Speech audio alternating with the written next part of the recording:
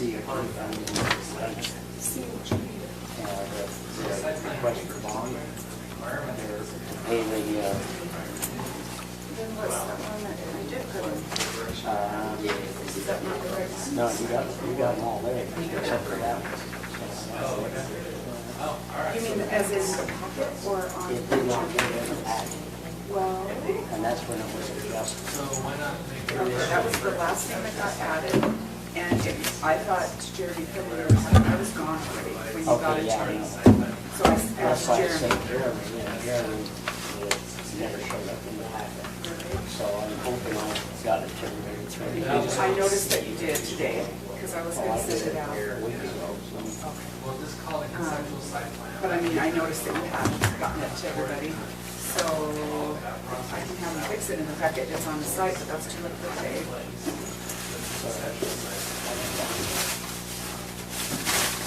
You had to adjust that packet twice.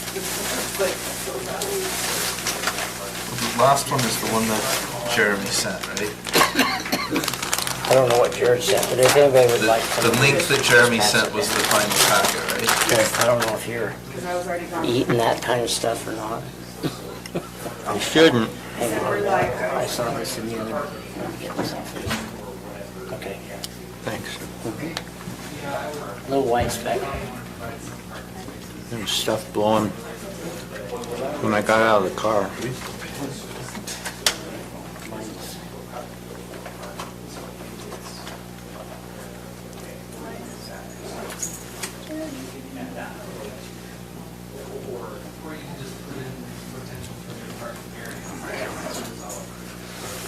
okay, we're recording. How was Alaska? It was good. It was a quick trip, but it was good. We brought home some fish. So that Here, was Blaine is passing those down. So, what part of Alaska did you go to? Anchorage area. But we fished out of Seward.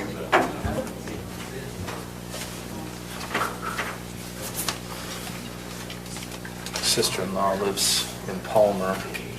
She just built a house up there last year. We went up and helped her put her yard in. Spent 2 days doing that, and then we spent 1 day fishing. A day, kind of. I hope you went halibut and not salmon then. We got lots of halibut. Yeah, we got a little salmon, but mostly halibut. In fact, I caught one that was 48 inches long. It was a good size halibut Yeah, that's a good one. compared to, Eat all you'd like of that. what's that? I say eat all of that you would like. Where'd you, I get just that have, from? I went down to Kavanaugh's today when I went to pick up my daughter from the airport. So, those are trial ones and they didn't work, so that's why they sold them to me The for a lower seconds. price. So do we even have a meeting time yet with, By virtue of an agreement with the infant property, decides the Romney's office? yeah, I didn't see a final date, but I will be honest, I haven't looked at my email real close since then. I thought they were trying for Thursday, Thursday, yeah. which they had at 4 o'clock, but then Blaine said it had to be before 3:30 or after 5:30. That's right. That's the last I saw of it too. But if you guys want at 4 o'clock, I guess I'll just back the other thing, which is I'd rather not meet him. What's that? I don't even like him, so I'd rather not even meet him. It's not even him, is it? I think it's just, well, No, but I might what's the temperature? tell him what I think of him. oh, that's okay. You want me to turn it up? I don't care. I don't want it down that low, but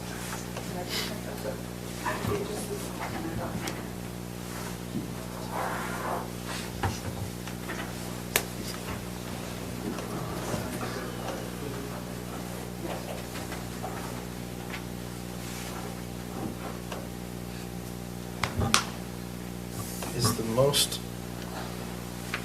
Julie, the ClearGov deal that we have here, is that the most recent one?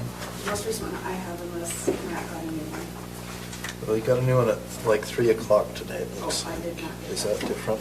that one is another not proposal, but Oh, this Yeah, is just that showing. Matt found. Yeah, Yeah. okay. Insight.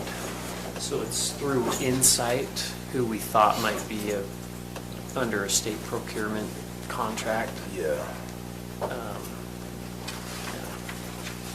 This is just one of our 3 bids.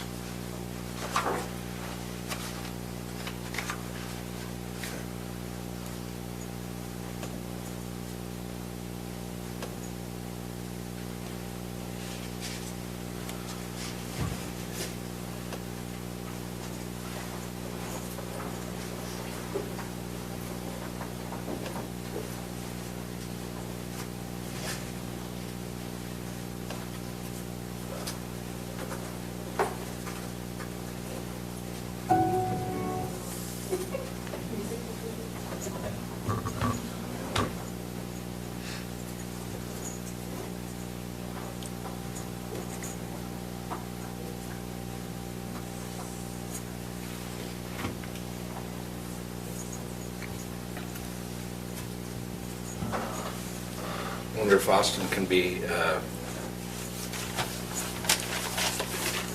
What's that? I wonder if Austin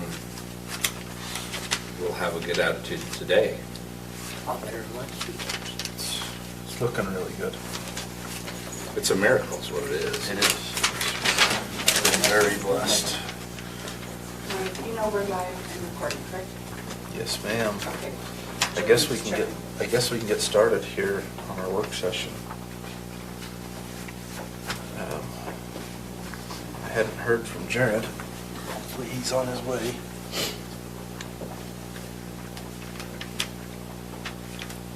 Oh, he did text and say he's on his way.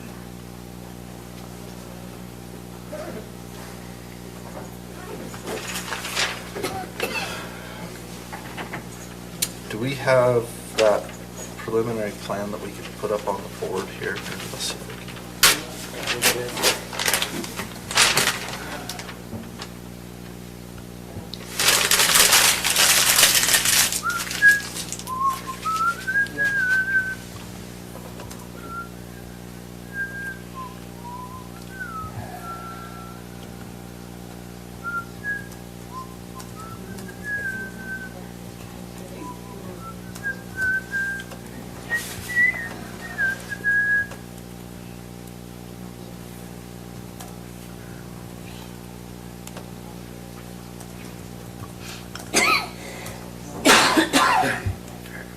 Okay. I have it here, let me. Do you have it? You can forward over maybe. Maybe we Um, can talk Jeremy into throwing it up on there. I can put it up there. You wanna, meet the controller, maybe Jeremy can go and do that for me, so that I can attach to the Apple. Those are complaining to take some and pass them on to you all. Awesome, thank you. They're $6. I'm giving them all to you. That's what I'm doing.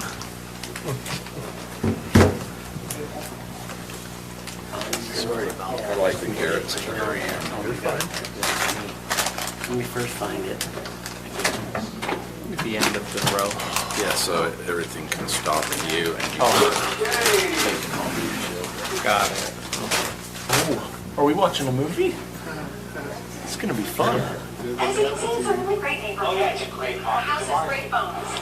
Well, it was there, I don't know that. This isn't my phone, my computer.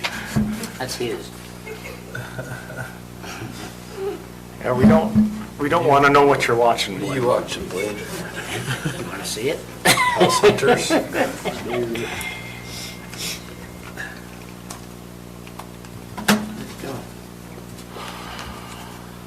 I had it.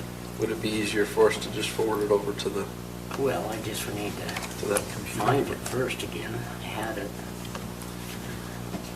What's the email address for that one? I think that's for me. It's Owen. Isn't there an email just for that one? There it is. Have they ever There it goes. I wondered who I Okay. thought as long as it's the right kind of weed, I'd be on the lease board. Right kind? Already on it? Okay, Yeah, it's coming. okay, this is the fairgrounds plan. Now, this is not the plan that, This is the concept. this was the concept plan that we had. It doesn't bother me, I'm watching here. Okay? So anyway, this was what we had, the concept plan that Wasatch Civil had for us. And that, I mean, you can see where all the trails were, and you can see where the river is, you can see where we had proposed a couple of different fields, whether they be soccer or football, whatever it is, touch football, when they're not underwater. We can't put any structures on a lot of that just because of that one condition of the water. So that's perfect for fields. Yeah, we never have to water them. Except in dry years. Right now, there's cattle throughout all of that area that are grazing there. If you look here, multi-use sports fields there. In that area, the parking would be over in this area. And then eventually, what the goal would be is to put in a trail, a bridge right across there for the walking between the different, going across the river and back and forth. So that's one area. We have nothing proposed out here in this other area, but these areas right now is where we would like to have picnic areas. Those are what those were designed for, is for people to be able to walk along the river, have a picnic area, not so that they can have campers, but just to have an area where they can walk the river. The trail, in some cases, I would say right in this particular area, because that's where I normally watch the river regatta, is in that area. The cardboard regatta. The trail probably should come closer to the river instead of out and away from that. And then more sites in here, and I don't recall what, I don't know why. Come on, go down. Oh, I thought you just answered that. That would have been funny. No, I didn't answer it. No, I don't know how to control this phone. Biden, do you want me to mention a couple things on this? if Yes, you go don't mind, ahead. while you Just got it tell up and me running? to zoom in where you want me to. Oh, we're good. I know we discussed this, I want to say it was a month or two ago, where Lydia came in and sent in documentation for funding opportunity that we have. And what's the name of that one? The CW, yeah, it's the, I can't remember what the C stands for, but it's Conservation Water Land Fund. Correct. So what they say in that fund is they basically say, if you guys have property, we can work together in putting it in a conservation easement of some sort where we know it's not going to be turned into structures or freeways or anything like that. But if we put it in that easement, it always needs to remain. And if you guys are willing to do that, we're willing to match funds with that. So that's the main funding opportunity where we put in for. We don't know if they're going to say yes. We sure hope they do. But if they do say yes, then it starts the process. As part of that initial process, they actually need to do an environmental study on this. So even though we have a concept plan, we're not 100% sure where everything's going to fit all the way or work until we start that process and say, okay, environmentally, where they got to do a wetland delineation and understand where all the existing wetlands are and what we're able to do and not do inside of those wetlands. So that's going to be the first step. And then after that, I think we're going to start to say, okay, what's our priority? We threw in an event complex to throw it in there. Obviously, I don't think that's our top priority. Right. That we want to get taken care of in the near future. the long-term, sure, but I do think it's important, and Josh, I think will back me up on this, but master planning, so that as we're starting to add these pieces in different locations, that overall it's going to make sense in the long run. So, and I don't think anything in particular is set. In stone. But I think what we've done is we've said, okay, what are the options we have? What are other parks? I know when Blaine was looking at other parks, that he zoomed in for a minute there to that skate park. But there's a lot of really good funding opportunities for the skate park. Whereas, I don't know, for other things you can do in a park, it not as good funding opportunity. So that's why we put that in there, because there's a great opportunity there. And Go that ahead. skate park is more of a bike park. Sure. Bike and skate park both together, so it's not like the Riverside Park. Right. It's a complete pump bike park. I mean, one of the plans was hopefully, if it was approved, to put in a bike park, a pump bike park that we can actually bring tourism in to do the Red Bull tournaments. Right. And that's what we were thinking of when And- Jared and I went over to look at it. And I know we've discussed this, but to discuss it more publicly, I really think we want to do our best to have a park that's going to bring in a lot of the residents, that a lot of the residents will actually use. Right. I think, I mean, you guys know I love soccer, but if all we did was soccer parks, or soccer fields, I don't think this would be a very good functional park at all. Right. I know we initially looked at, yes, it'd bring in, having that skate park built like that, it would bring in the ability to have tournaments there, which would be awesome, would bring in a lot of people. We've talked about the same thing with the pickleball courts that we have currently. Are there 4 existing? There's Or 4? 4, And if we yeah. doubled that to 4 more, then you can actually have tournaments with 8 Tournaments. pickleball courts. Right. We leaned a little bit on at least a couple of large fields because we're currently renting fields from the school, which we want to eventually get away from if we can. So the skate/bike park, the added pickleball park or pickleball courts, and then a couple of fields is what's been discussed. I don't know if I can say this correctly, Blaine, a little bit more discussion than less. I know that only takes up a very small portion of the entire area, but that's what we've looked at so far. Again, I think any of these can move anywhere. I do think the fields in the lower lying areas will definitely make sense, as you guys saw when you drove by with how high the water can get there. I think that field just by the pickleball course, there's a few easements in that area, which would also restrict us from a structure standpoint. But we don't know any of the answers yet until we get that environmental piece checked off to understand where all the wetland areas are on these properties. And also within that, this environmental study, it's NEPA, the EPA basically. And you know more about that than I do, but they're part of that study and we have to go through that. That's going to take it 6 months to a year to go through that. Well, it better not. I hope not, but that's what they've been telling me in all the meetings. I think we can get it done fairly quickly with that group that Clegg, was it Clegg that's working with us?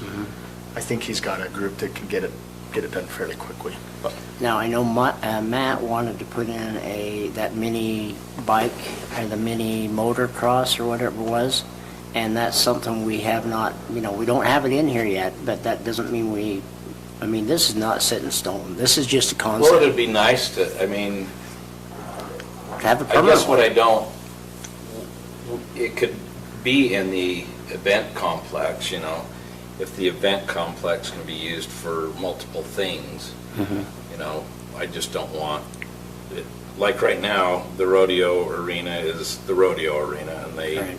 get pretty bugged but the Golden Spike uses theirs for lots of Everything. different things, and it brings lots of different events and people to it, so. I would like to see that, if I we could know. get it. And so would most of the tourism people would like to see that, because then we can bring in events during the winter, which Sure. helps out a bundle, Indoor facility. an indoor facility. I know there's been discussion for during the fair and at other times of also having parking for RVs or trailers and even dumps, sites and locations for those connections so that those people coming in and not for a high fee, but a fee enough to be able to pay Right. back to get that built. I think that actually would be a really good thing to do fairly quickly. Our fair board chair gets calls on a regular basis from people who are just passing through and want to know if they can stop and Oh, keep their horses there for a night or And- two on their way yeah. through. And I don't know if you guys have been down to the Golden Spike Arena, but they did do that recently and just have a big row And they've expanded. and they've expanded because A it lot, gets 'cause so it stays full. full. Yeah. So that might be something we want to put on the top of the list also. I think that'd be used quite often. Yeah. One thing I would like to see is, I guess I'd call it south of the Fairgrounds Road. Is that south? Yeah, we'll call it south. South is down here. I want to see Blaine zoom into where you're thinking. See Right how he hits here's it. south. Okay, yeah, so that's the south end. Yeah. I would say most everything south of that road, I'd like to see us really focus on agriculturally related uses, if that makes any sense. So I agree real with that. fairground related uses and not so much All sports the way around. recreation facilities, if that makes sense. And I think that's kind of what we have. What we've done, there. doing currently. And yeah, I Keep- just want keep it. to, I think we want to make sure that we leave plenty of space for that. At some point, we need to build a new exhibit building. I think that would probably be somewhere between the existing high school rodeo arena, the small arena. That's And, existing. yeah, that's existing, but I'm talking up further to the north there. Probably somewhere between that existing arena and the livestock building. The bones of that exhibit building though are pretty dang good. I mean, you could redo that, use it for a different building. Yeah, I think it'd actually make a nice pavilion if you pull the walls off, because there's a steel structure inside there that's pretty solid. Yeah, it is, it really is. But the outside is kind of coming apart and the space is not real well utilized. And if we built a different exhibit building, we could put a lot more restrooms, which is a problem there when we have big events. You have to bring in a lot of outhouses. So can I go on a little bit of a tangent here? With the fairgrounds plan though, we've had this on the website for, I want to say, I don't know if you remember, Josh, is it 4 or 5 months? We've had this on the website for people to look at and have comments on. Oh, pretty close to 4.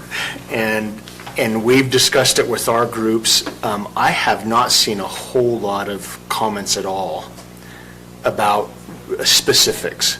Right. And I'm not too excited to, without any comments or direction, just to say, well, I think I want this.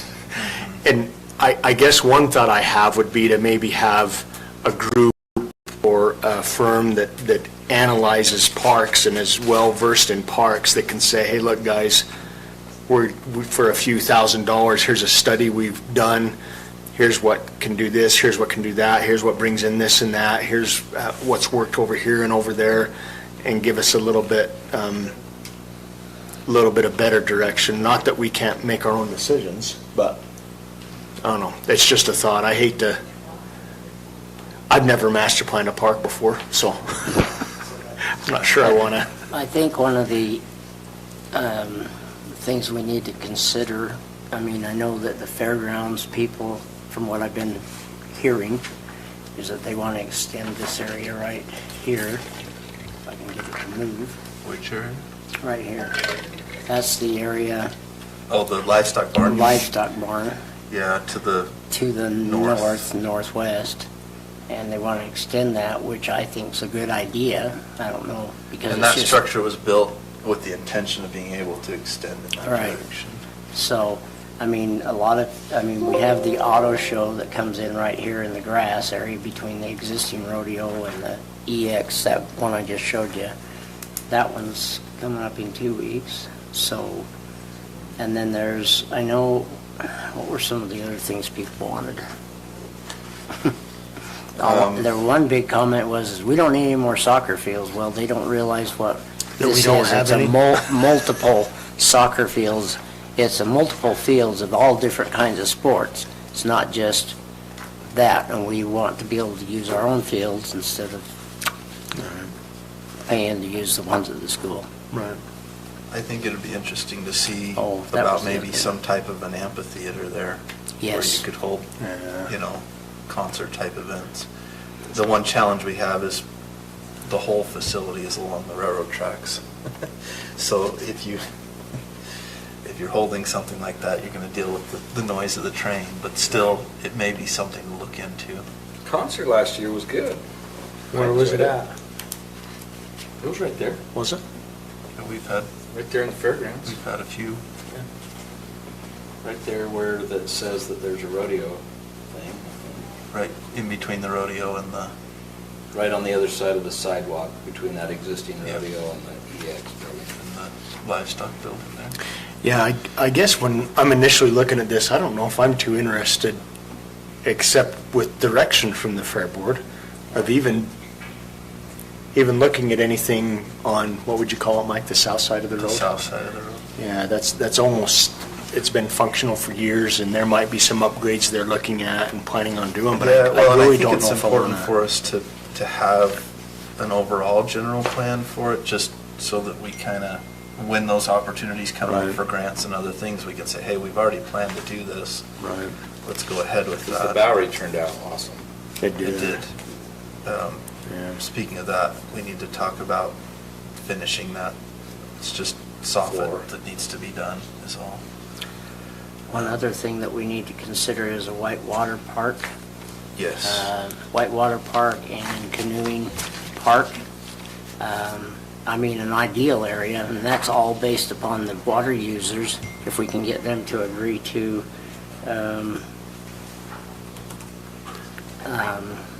what we can do in here is trying to get the diversion dams to be at the one same location, and if we can find some funding to do that for the water, the ditch companies and stuff, and put it in one location and have it, that way we can put permanent structers in there instead of having to do like we did this year, where they kept crying and complaining about the, taking the rocks out so it doesn't ruin our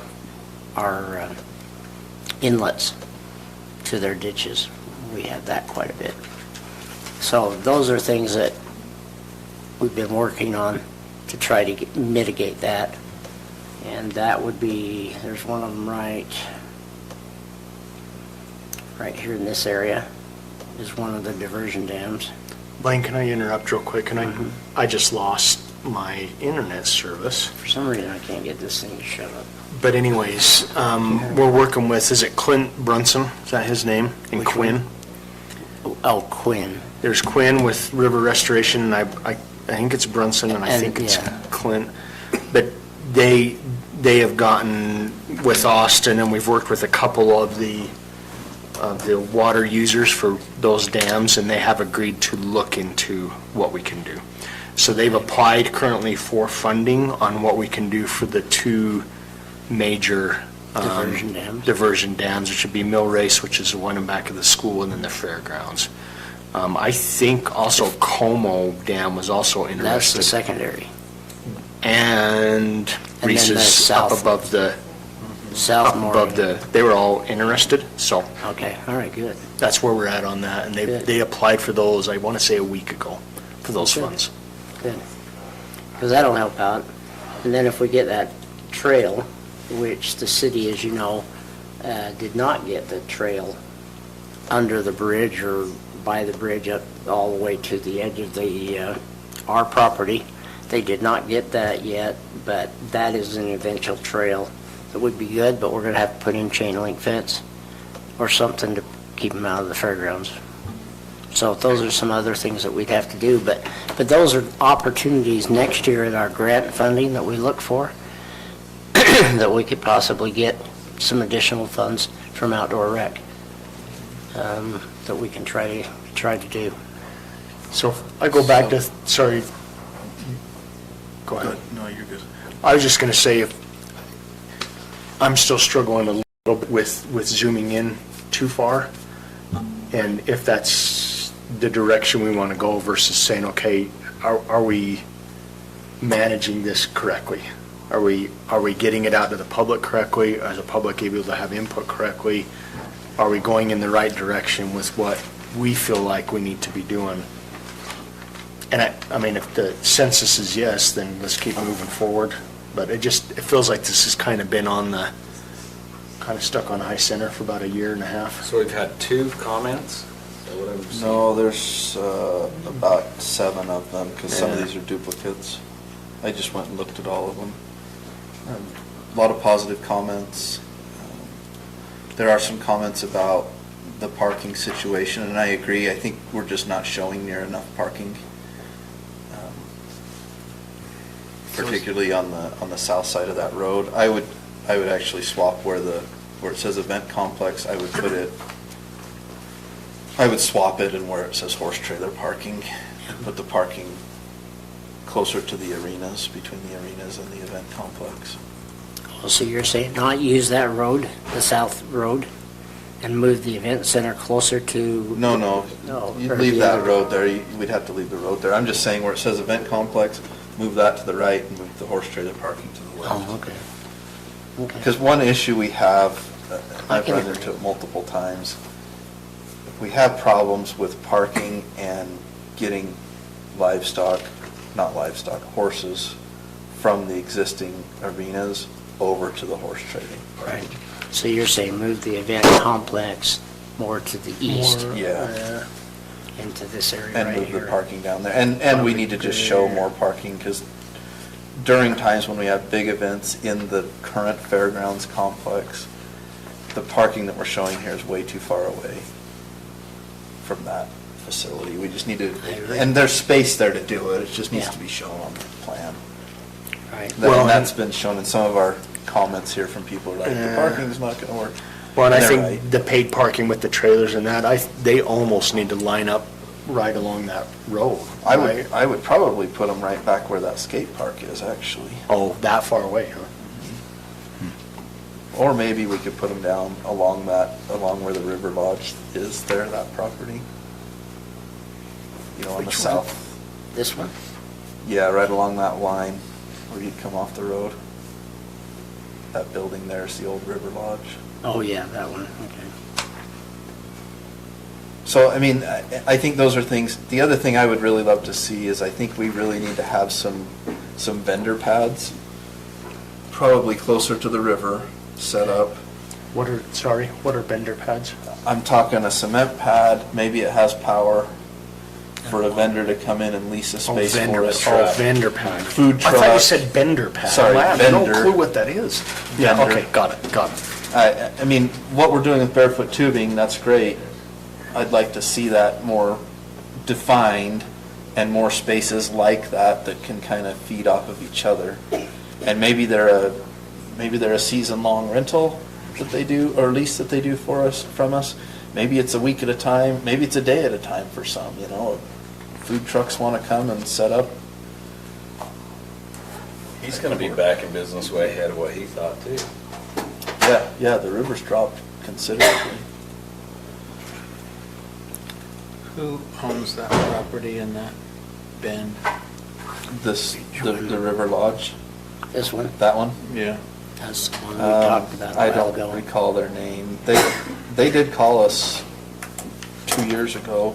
I talked to their real estate agent, and they wanted to sell it to us, but the price they wanted was, in my opinion, $250,000, wasn't it? Yeah, it was $270, I think they wanted for it. And it's in the it's floodplain. it's basically He can't- for property. He can't build on it. He can't do much with it, so to me, that's way too high of a price. If we were at a more reasonable price, I think it would be wise for the county to consider buying it, to be honest. It would make a lot more sense instead of taking that trail, and the truth is, there's not really space there for a trail. You'd be on the road. Mhm. You know, it'd be better to take the trail straight across and keep going up the river.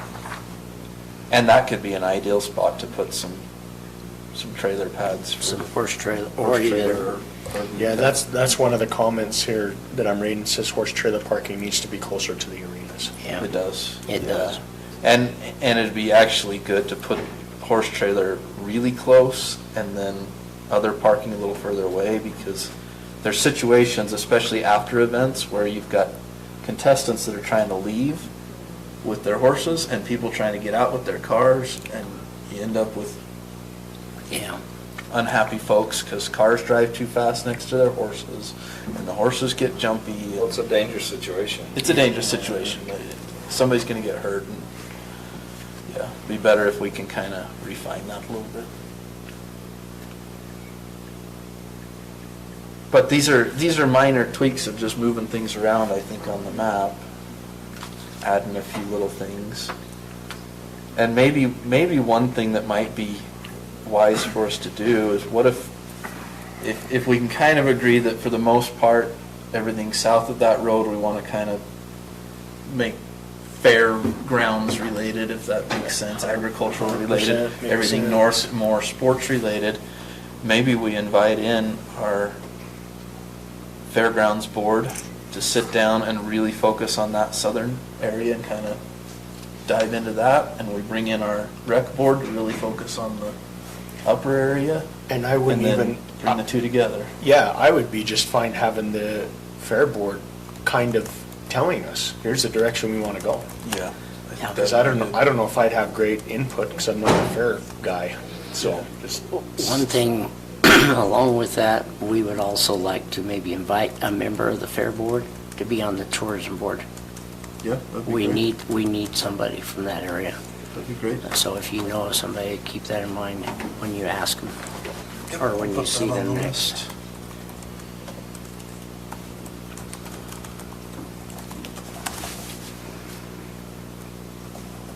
This area, excuse me, this area here, we haven't decided anything on yet, What's that? this area. Oh, yeah. Nothing's been decided there, but there's a lot of things that could potentially go in there. We've got, great, there it goes. Well, the other thing that I think we ought to also consider is the potential for expansion of any of this county-owned property. If there's opportunity to maybe purchase some property near there, that could have an effect on our long-term plan. Yep.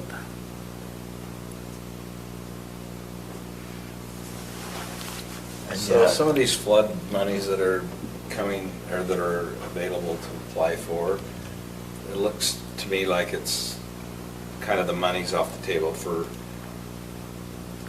the fast and furious of getting things taken care of, but it looked to me like it could be for long-term mitigation, is that? Correct. So I'm just wondering, if we could get some of that money, it might be. All of those irrigation diversions would qualify for that. I think the biggest issue will be getting the ditch company, secondary water users to be okay with going through that process.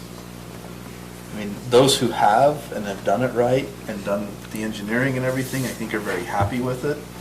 But it makes people nervous when you start talking about dealing with their water, So I think as long as we can help people understand, there's no intention of trying to stop you from getting water or reduce the amount of water you can get. The intention is to improve it and make it so that you don't have to go in there every year and rebuild your diversion dams.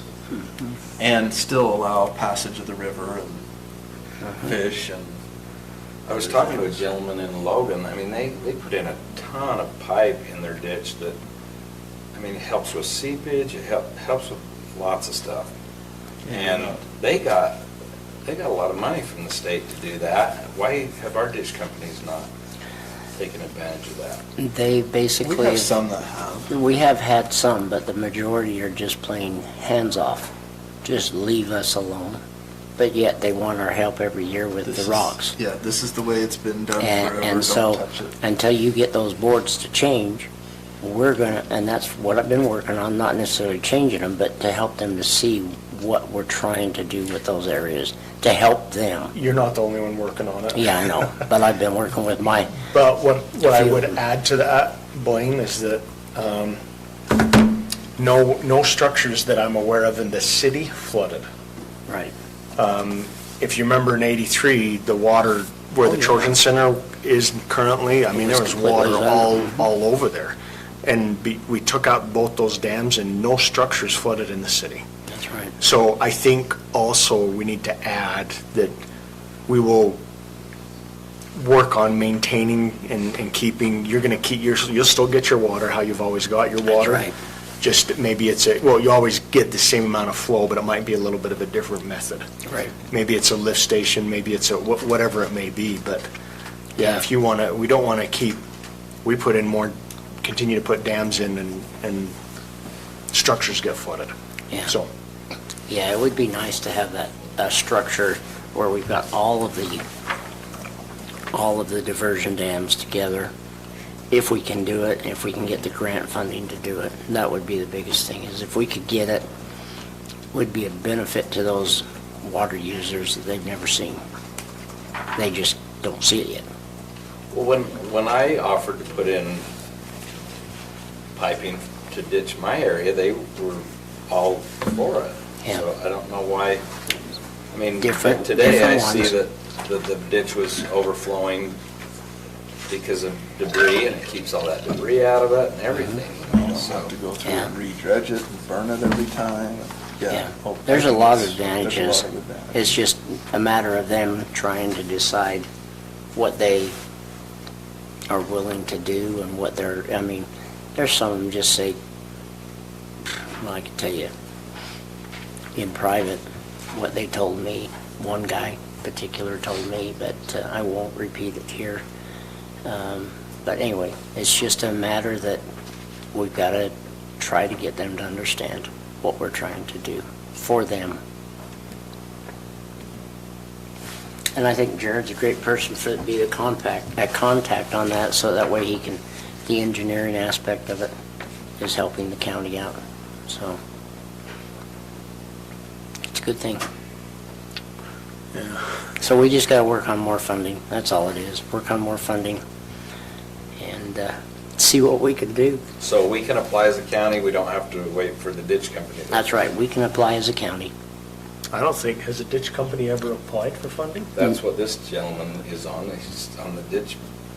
There are some that do. You can, Oh, I didn't know yeah, that. you can, You can get there's a some. lot of funding available through UDAF and through,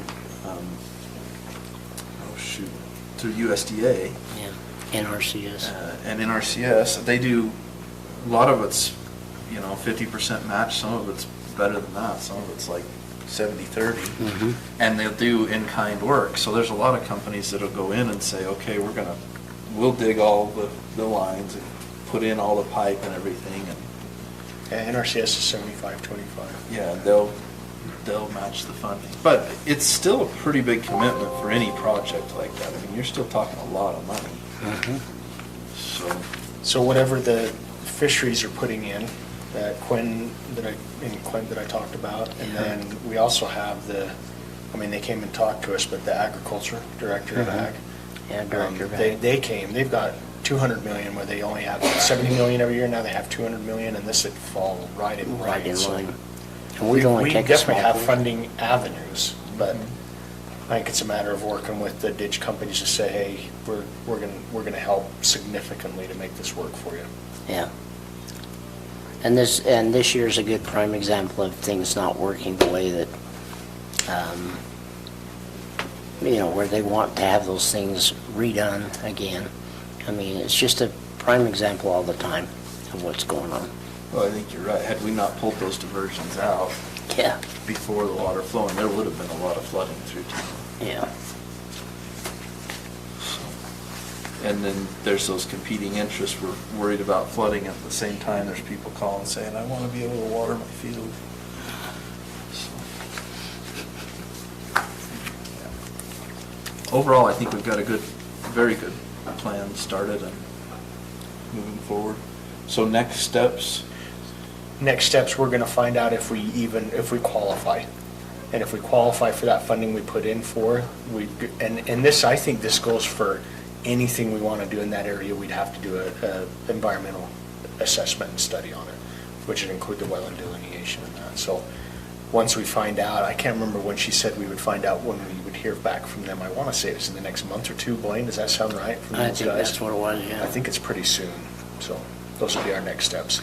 And there's, yeah, we can keep working with the National Park Service on them helping us with the plan. That's one we did not apply for this year because we had so many others going. But next year we'll probably go with that and they can help us with the planning and all that for free if we get awarded that. No match either. So, a lot we can do with this So, park. Wasatch Civil did this concept. As far as changes to the concept, how do we want to go about that? I mean, I would love to sit down with the fairgrounds board on one section, maybe the rec board on the other, and just kind of get their ideas. If we need to shuffle some things around a little bit or add some things in, let's try to do that before we move too much further forward. Sorry, I thought that was supposed to have been done like a year ago. So 100% yes. And the quicker we can get that done, the better. I think that the rec has looked at it and said, hey, I like these ideas. So I don't know if she would have much input, but the fair board, if the fair board still hasn't looked at it well yet, I agree completely. Let's have a good vetting with them. Then how do you want us to get that information back to Wasatch Civil? Do you want to go back through you and you can take Sure. it to Wasatch Civil? Sure. What's the? Yep, email. Okay. Yeah, that goes amazingly quick. Okay, perfect. Yeah, whatever information they've got and however they want to. And you know, this is a concept, so I think between probably what they're going to come up with and then between the environmental that's coming up, we'll definitely have changes to the plan, but build as we go, so. One thing that's severely lacking in that area is our power and water situation. We don't have near enough power to operate even the fairgrounds area when it's, full-fledged fair. We bring in multiple power plants and run those for lighting and. I thought Brent was going to work on that this past year. Did we not do anything additional? Because I know some of those vendors, when I was talking to them, they're like, our generators are going down and we can't keep power going the whole time. My question we're utilizing city power, We are. and my question is I know the city is worried about their power sources and stuff. Maybe Ty can jump in on this if you want him. But maybe we ought to, maybe like Rocky Mountain Power, for part of that to maybe be able to service all that area. I think from a 30,000-foot view, I agree with the master planning, but I would add sewer. So I would say power, water, and sewer. Sewer's a Really- problem too. Really need to look at that. We're on septic there. There is no sewer. You're right. Well, I would say the sewer's up to the bus garage, right? Right. So we're not too far away at all. Right. So instead It's of, just whether or not for they, future, instead of, I didn't no. hear what, It was more than that. It was over 300,000 when we looked at it to bring it clear in. no, we put in that. that was too high of a price. But Didn't what we we can already do is put- we can at least master plan it initially. Yeah. Say, hey, here's our plan, make sure the provider, whoever, the city, make sure that they're on board with that design and just master plan it. And then we can look at funds for those utilities too. Yeah. Yeah. Yeah, I think that would be good. We can have that discussion with Ty and with the city too and see what their long-term thoughts are on that. Right. Yep. But definitely something we ought to be planning for. I mean, I'd hate to build something and then realize we got to dig it all up so we can put in new water and power lines. I mean, nothing better than to get sewer up to that area too. Yeah. Great. Okay, cool. Anything else on this before we?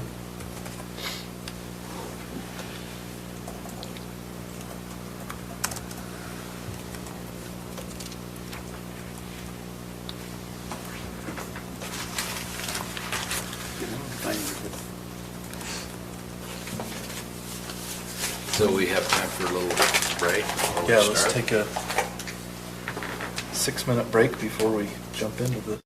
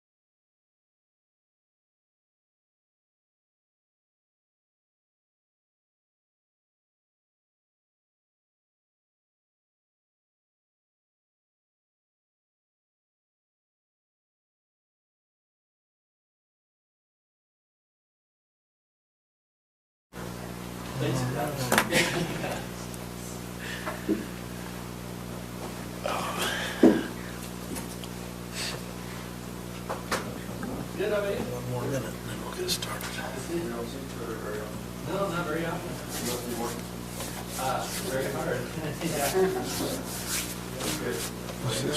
This is Blair. Our gardener. Yeah, which one is it? I thought it was That's the one right next to the church between the Scotsman Center and the. Yeah, short Question I have on that agreement with Weaver and The CJC lady that said we haven't taken over. was Scott Jenkins is no longer the chair. In fact, he's no longer elected To what? for that CJC. Are we supposed to just take really? over roads? Yeah, Scott Jenkins is no longer elected. What's the question? Which one is it? He retired from it last year. I thought it went to everybody, I'm sure. I might not have read Was it. it this- When was it? Last week, just this last week. I can't remember what. I don't. Debbie Debbie Brown. Brown. Yeah, Debbie Brown is who it was. Staten Drive, I don't know where that is.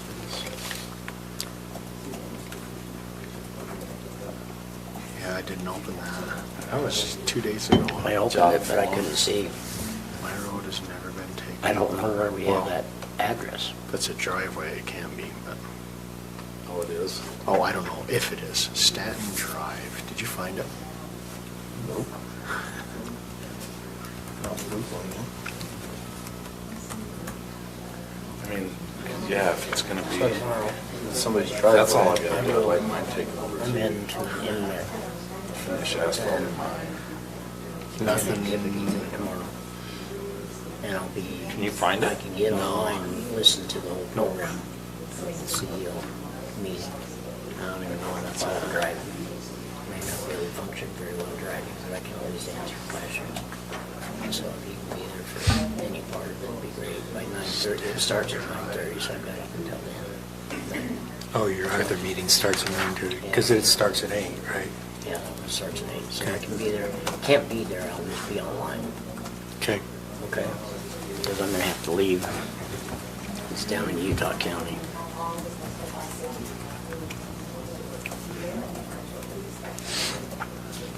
Yeah, I don't know where it's at. Pull it up on Google. It's not on Google Earth, it's not on Maps. I thought she was, isn't Debbie Brown the one that lives up there? I can't figure Debbie Brown is. She the one that came in against the town center in Mount Green, the older one that had the cows that she had to run across the property. No, she lives right on. No, that's another Brown thing. Yeah. She lives right on back to Cottonwood Road. Yeah. Debbie Brown. I mean, I know that Debbie Brown that got married was Debbie Weaver, but she's passed, so I hope she's not on a job for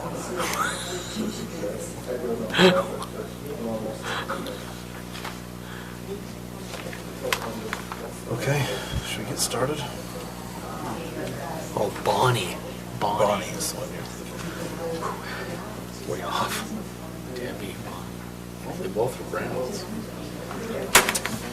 Okay, welcome to the Morgan County Commission meeting. Today is June 6, 2023. We appreciate those who are in attendance in person and virtually.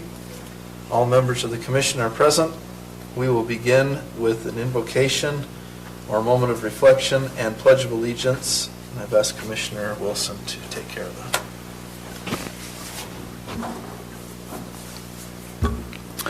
Our Father in heaven, grateful this evening for the blessing of being here and be able to serve this community. We're thankful for our community and thankful for all the good people that reside here and all that they do good for one another.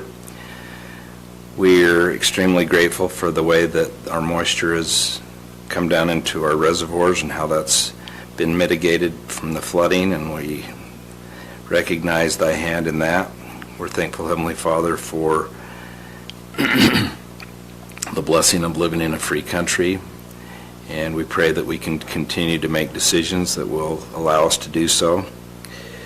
We pray for thy blessings to be here this evening as we go about the work of the county, and we pray that decisions can be made that will benefit our county and their citizens here. We say these things in the name of Jesus Christ. Amen.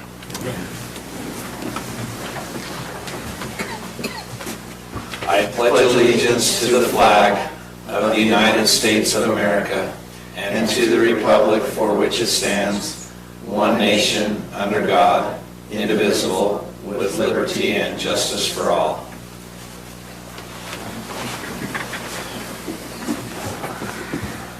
Thank you, Commissioner Wilson. We will move to item B, our consent items. Review and approval of the May 16th, 2023 meeting minutes.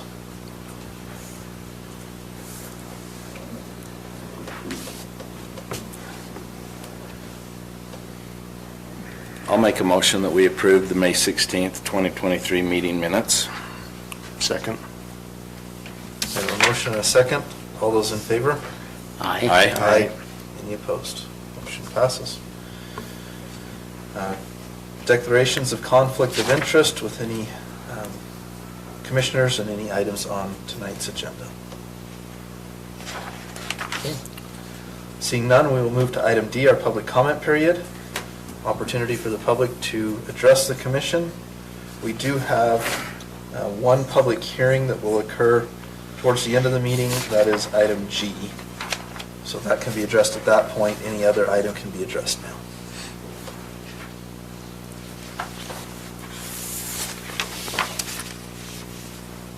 Okay, seeing no public comment, we will move to our presentations. Item E, Mr. Austin Turner, report on flooding.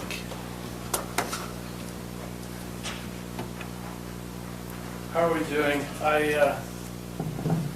Thank you, Commissioner Wilson, for your invocation today. That was spot on. I appreciate that. As far as the flooding goes, as some of you guys are probably well aware, Lost Creek's at 102%, and it's been spilling for about a week. East Canyon is at 96%. It's got 2.9 feet to go at getting 0.4 feet. It's got 219 cubic inches, or cubic feet per second going in and 56 coming out. Echo has got 8.2 feet to go. It gained 1.2 feet. Rockport's got 22.6 feet to go, but it gained 2.3 feet. The difference is the diversion that I've talked about in the past going across the Camas Valley. Jordan now is like at 97% full. So all that water that they were taking across the Camas Canal, they're no longer taking across the Camas Canal. It went from 800 and change cubic feet per second down to, this morning it was 141 cubic feet per second. So over the next week or so, you're going to see a significant gain in Rockport and Echo as well.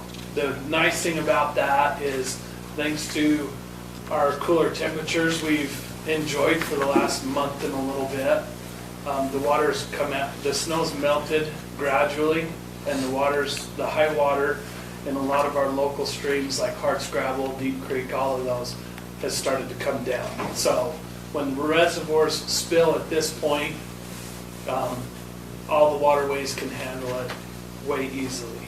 So we're going to be shifting gears from a response to a recovery mode. And I've already got some emails from the state as far as us saying all the things, all the issues that we had, so that they can formulate a response to send off to the President of the United States to see if we can get a federal declaration.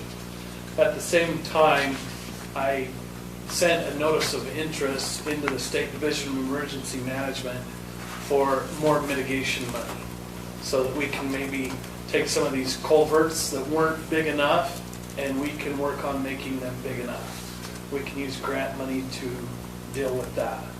We still have a few issues that we're trying to get some numbers on.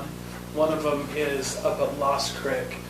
The road was completely washed out And so we've been working with Garrett Smith on how we want to deal with that. And it is a county road, although I'll just leave it at that. It is a county road. And it's our responsibility to deal with it. But hopefully we can get some FEMA money to have them help us with that. Do you guys have any questions? No, just thank you. And thank you for your support.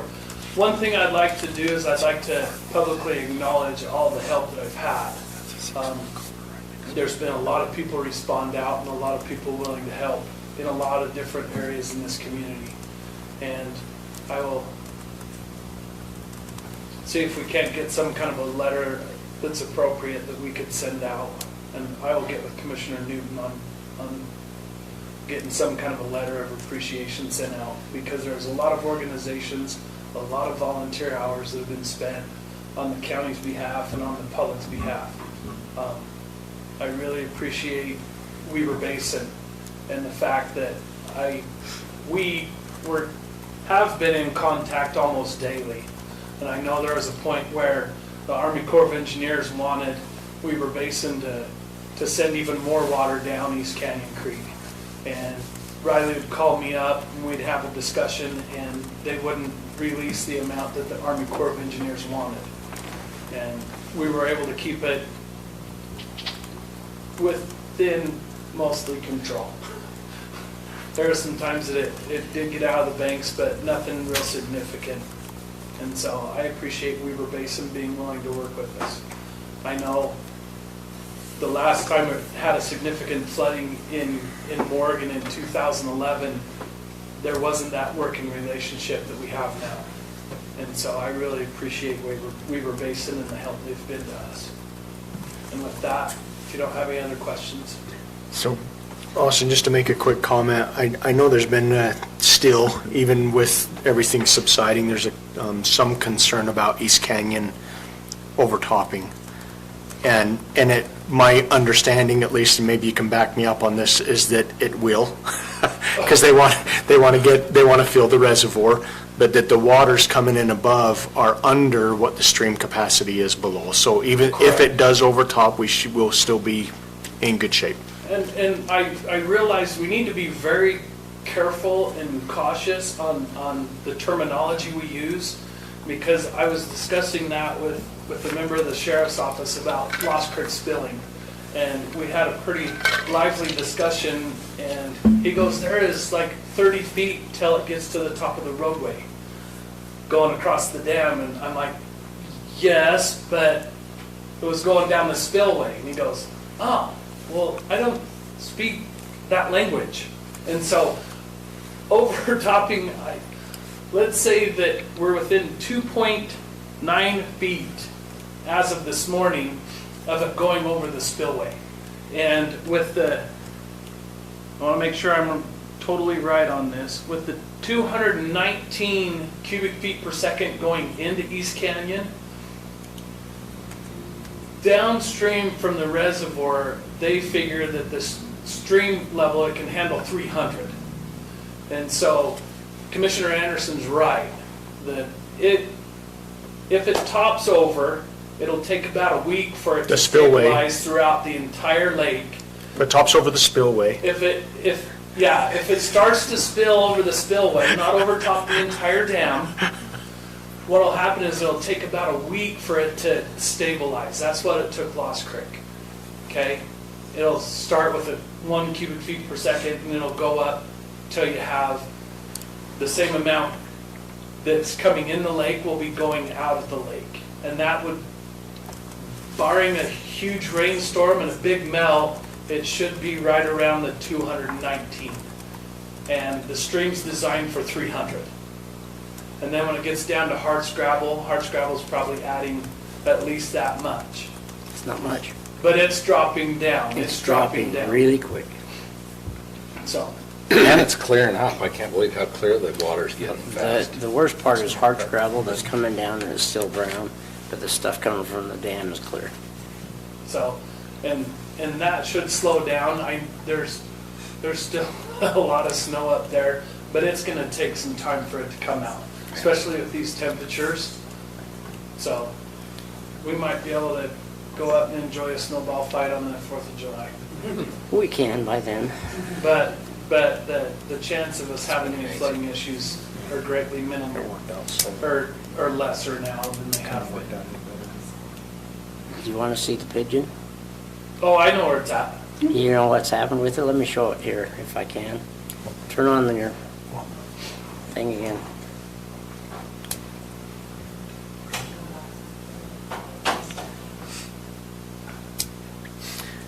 Well, as that's being pulled up, so Austin and I have talked about how the state of emergency that was declared and then same day extended expires on June 21st, which is the day after next meeting. But to be able to get funding or to retain. To get all of this wrapped up, I would like to continue it for another month and a half, because right now we're in the process of telling the State Division of Emergency Management where our issues are, and then it'll take that to that point to start to get things covered. Do you want me to point it out for you? Go ahead. So here's some folklore, well, the pioneer times And Indian times. and Indian times. That right there, once that's melted out and gone, It's done. then the high water's done. It's formed a little, is that from today? No. This was a few days ago. It's a little more gone than that, but Yeah. even the National Weather Service hydrologists, they really enjoy knowing these things from back Indian lore and times like that. So, Yeah. So when that starts to decrease, our high water is completely over. correct. That's up looking towards East Canyon. Yep. And over on Durst Mountain, this one over here, when the big drift is melted off of that, then the Uintas is, Over. the high water coming out of the Weber River is over. Oh, good. But if you want to get on UDOT cameras, they have a camera out in the Uintas at Bald Mountain Pass. It's still covered in snow. So we still got a little bit of snow to melt out. There will be plenty enough to fill the reservoirs to the point where it comes over the spillway in a nice, casual, easy manner that we don't have to worry about at this point. Awesome. Thank you, Austin. Appreciate the efforts you put in and all of our county employees that have spent So- a lot of time working on this. The question I have for you. Yes. We declared a State of State of emergency. state of emergency. So with that state of emergency, do we have to rescind that at a certain point since it was going No, till it June? just Yeah, ages out. It will age out the day after our next meeting, but what Austin was just saying is that I'd like to we extend may it want for to extend 6 that more for weeks. funding Okay. opportunities. Sounds good. So if that's the case, for our next meeting, we'll just have that documentation Well, we'll ready. have two resolutions, one for Commissioner Anderson's, just to do after the fact, because you declared the state, and then he immediately made a motion to extend To it extend it. until June 21st. So we'll have two resolutions that will Need to be- document what previously happened and then suggested by Austin to continue it. Okay, perfect. Okay. Thank you. Awesome, thank you. Thank you. Okay, we will move to our action items under Section F. We'll start with number 1. This is a discussion decision regarding the Morgan County Historical Society. We've got Aaron Bott, our library director, and Cindy Kay, our county historian here, as well as Ty Bailey representing Morgan City. Before we jump too far into this, I just want to make a few comments of my own. I've been involved in this, in the Historical Society, since I've been on the commission. The Historical Society does a lot of wonderful things for our community, provides a lot of really interesting information and keeps a great history of the goings-on. We witnessed history right now this year with this historic flooding, and they've done a great job at trying to document that for years down the road when we talked about the great floods that almost got really bad in 2023. And I'm The- glad that's the history. Me too, me too. So, many of you probably know that a couple of years ago, an effort was taken to restore the train station on Commercial Street. That station is owned by Morgan City. The structure is owned by Morgan City. The land is leased from the railroad. And our county historian played a role in the time in providing and working to get some grant funding to help with that. Morgan City chipped in a large amount of funding to make that happen as well, and has also been working to obtain grants to continue the progress on that station. When we first started this whole thing and talked about it, I personally was adamant that we didn't want the Historical Society to change locations to the train station for a couple of reasons. I was concerned that distancing them from the library would be a potential problem for funding. I don't see that way anymore.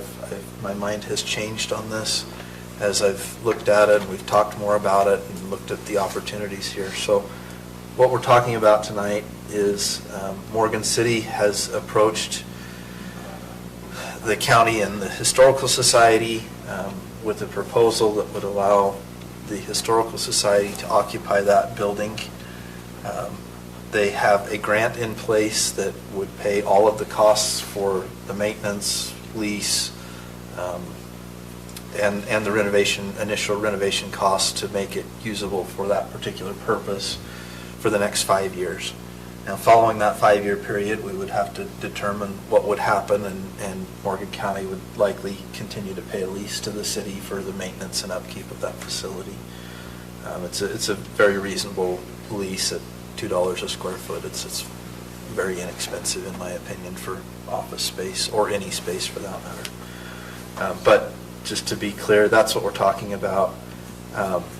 The idea would be that the facility would be occupied by the Historical Society in a place where people can come and learn about Morgan County history, but also be a tourism center, a welcome center, so to speak, where people can come and gather information about what's going on in the county and where they can go to spend their money and who they can contact if they want to go water skiing or horseback riding or whatever the case may be.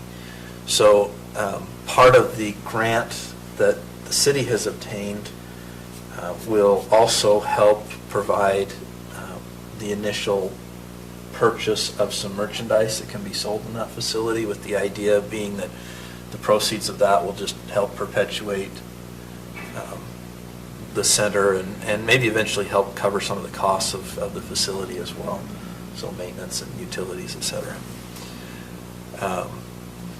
So anyway, with that, I think maybe Cindy and Aaron, do you want to talk a little bit about it? Or Ty, would you like to give your thoughts from the city's perspective?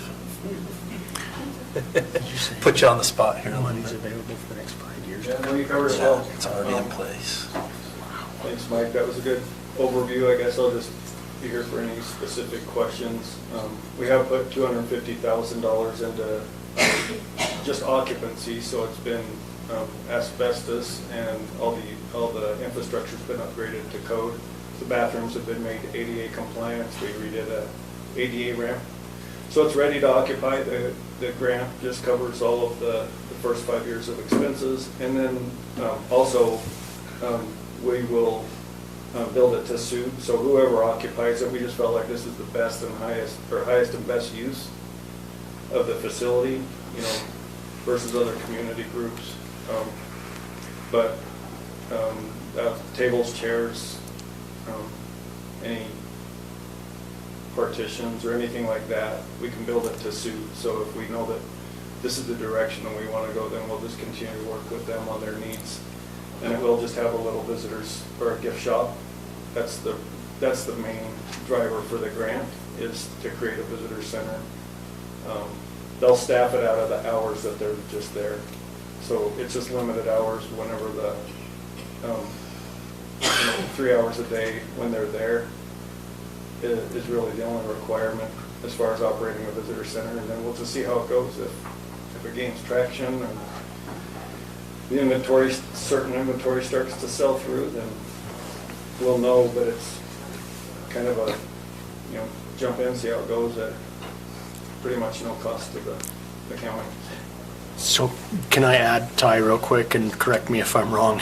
I think sometimes there's the perception that these monies can be used for many things. But my understanding is the $250,000, I think is through CDBG. Who is that funding through, or how did that work? So, we already. For finished that upgrades? grant. Correct, but where did that funding come from? The $250 that we've already spent? Yes. I can't remember actually. I don't think it was CDBG though. Does that Okay. include the 70 from the original grant? Yeah, there was 70, the Historic Society helped on, well, actually, no, it was city money. So there was 70,000 in grant money, and we put in the rest from our Okay. general. I guess the point I want to make is not only a portion of the grant money to get this structure up to where it needs to be, you can't just use that for anything. And then also this grant money to pay to be there, we can't use that just for any operation, right? We can't use it for a public works building, if you want to say it that way. So Yeah. I think it's a phenomenal use of money, and to be able to use that for the next 5 years with that grant is great, and thank you for all your work. Yeah. Another element, just as a side note, we have a draft concept to create a park space.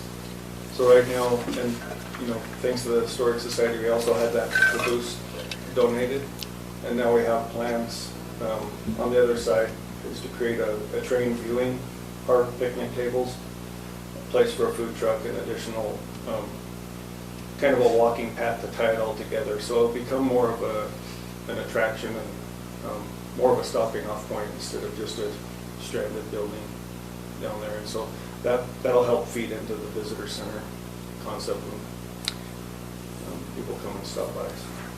Plus, that's one of the things that the tourism board has been working on in the destination marketing, is to market them to that direction, so that's helping too, or will help. I think this also ties together with our historic district designation that we recently received from Morgan City, because it's all part of that. There's a lot of folks who travel the interstate system and will see a sign saying there's a historic district. They'll get off the freeway because they see that sign. So this would give people a place to stop, hopefully learn not only about a little bit about Morgan County history, but also, what they can do in Morgan County, and maybe stop and get a bite to eat on Commercial Street while they're visiting this center. So Yes, we're on that point. We're redoing the entrance to the city, and then we also have some signage. So we're going to be putting plaques on the businesses on Commercial Street. But we do have that historic district designation from the National Park Service, so it's a legit thing. So we're excited. the building, by the way, the train station is beautiful inside. They've done a great job. I mean, the exterior looks much nicer. I don't know if you've noticed that with fresh paint, but inside has really been done very nicely. It's been painted up, and it looks great. So, Aaron, any other questions for Ty before we? I have a question about the form of document. Oh, there's a question about the document here, Ty. The lease. I don't know. So, this runs for a 5-year period through the end of June 2028. It's got, I think, something that's trying to be an evergreen renewal clause on a 1-year basis. But I'm not sure that language works. This lease shall automatically renew for an additional 1-year period unless terminated sooner as provided herein. So that, to me, only takes it to the end of June 2029. And then we don't start paying rent until the first day of July 2029. So I guess Did you intend 5 years of free rent or 6? And is it supposed to renew annually every year thereafter unless terminated? And the termination provisions are really broad. It's like either party can terminate at any time. Yeah, we just left it totally open-ended, but it is 5-year period. And we also, I think, we kept going back and forth on dates because we weren't sure when we would be having this discussion, so we just barely changed the end date today, wasn't it? Here, the Well, I think- 2028. Well, and so I believe that we were discussing that, and this might have been a discussion I had with Denise, that lessee would start paying the rent, and I was thinking maybe through the grant, July 1st, 2023. Is that wrong? Or is the grant already covering it for the first 5 years? The grant's covering it for the first 5 years. So I think you that wouldn't- would be You wouldn't start paying until 2028, right? 2028 opposed or to- 29. This says 2029, but if it's Yeah. 5 years, it But I should be think we would say 2028. 2028 there, okay. And then in clause 1, where it says this lease shall automatically renew for an additional year, I think if it's evergreen, it's this lease shall renew on an annual basis, automatically renew on an annual basis for an additional 1-year period each year unless terminated as Yeah. sooner Okay. provided. That's the intent right there. Okay. I think we can And definitely when we, make those adjustments. yeah, and then I just anticipate on that annual basis, just doing 1 month, or one year annual payment, so it's not administratively cumbersome every month to cut checks. That makes sense. Should we change that in the rent? Because it does say first day of each month, but lessee may pay quarterly or annually. We just left that up to you, so. So you All would right. hope that we would pay annually. But that's totally up to you. That's, when I have budgeted items on an annual basis, I just prefer to cut one check. So. But however you want to do it. And So, then we did talk, so all these changes, we did talk to Garrett and say that the city's prepared to just accept whatever language adjustments you make tonight. So. and then in the insurance indemnity section, we're supposed to maintain general liability insurance in the amount of $5 million. Is that our coverage? So I reached out to USIP today and coordinated through USIP and Denise as well, and so we're all covered. Okay. And then I talked to Ty, and we're more than covered, right? Yeah. So we're very covered here. That part, this is all just draft stuff, but we basically, the way we view it is we just cover the building. You have the option to cover the content, which you're covered. So, Yeah. And so I did confirm that with Well, Johnny okay, Miller. so that's 3 insurances. One's property, you're covering it as the landlord. One's commercial general liability, you probably have a policy and we have one. right. But you want us to at least have one in the amount of $5 million.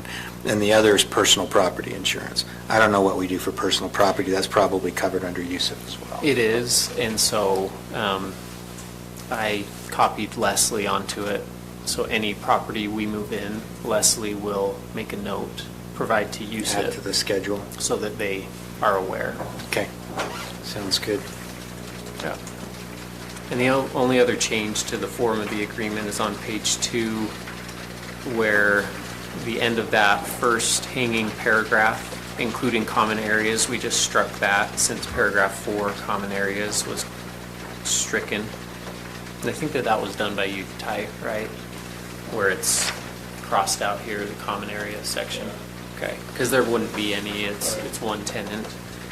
And then the only other point I was going to bring up is in utilities, paragraph 6 on page 2, everything's included except internet. And Denise said that they have levels of internet, so depending on the need and what level, that will just be something separate from the Well, lease. and we left that so you can just connect whatever it is to your own facilities that all tied together. So you're not writing our internet, basically just Providing our own. connect your own, and I'm assuming you have like a network and stuff like that you want to tie all together.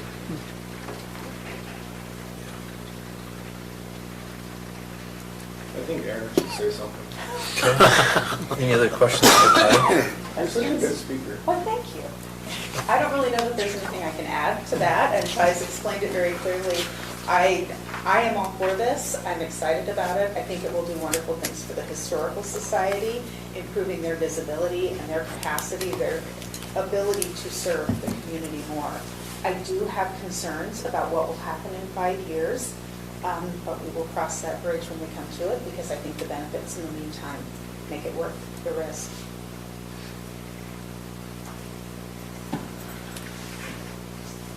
Any Questions for Aaron?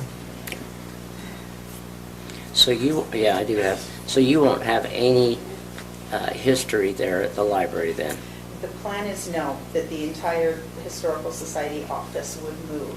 That's another concern actually, is that it is less square footage than they're currently dealing with now. But again, I think the improved visibility and the traffic that they will get in that building will make that a worthwhile sacrifice. Okay.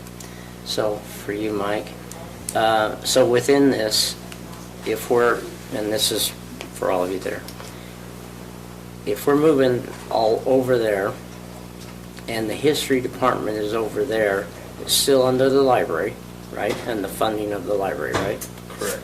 Okay. And so you're going to have a person there for 3 hours a day, and then we're going to try to sell goods that are historical goods there. Such might be the history of Morgan County or whatever it might be. And then the visitor center. Well, the visitor center and the sales are kind of the same thing. There already is a little bit, a very small sales component to the Historical Society. They sell some books about Morgan County schools. They sell, a few other things, postcards with historical pictures of Morgan County and things like that. And so the way I envision it is that it is not so much a gift shop where we're focusing on a retail establishment, but it is a visitor center that provides information, brochures about walking tours, trails, historical markers, and you can buy a t-shirt and some mugs and some postcards. Is that accurate? Yeah, some collectibles. Yeah. Golf balls. We already have those bought. Okay. So So that means you'll be So able to like our put them- Explore Morgan logo, Right, right. that would be that Part of type it. of branded product that would Yes, be and available there. That's what I want to make sure that that's what we're trying to Right. include and Yeah. make it as a destination. Now, as visitor center. far as the hours, the agreement is that we'll provide 3 hours of staffing. But in our discussion, we've said, well, what if we decide from a tourism aspect, we'd like to have More. somebody there? Well, I think we could decide at that point to say, well, we're going to have a part-time tourism person that's going to staff it on the weekends, just to be there for people. There's no requirement to do that, and I don't know if it'd be worth it or not, but it's something we could consider.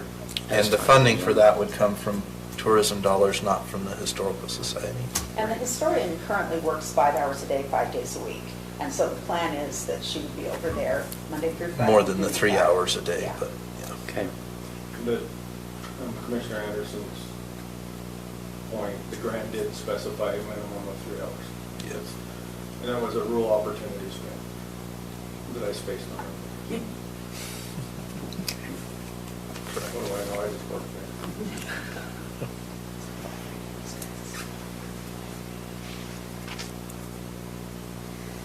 Okay, any other questions?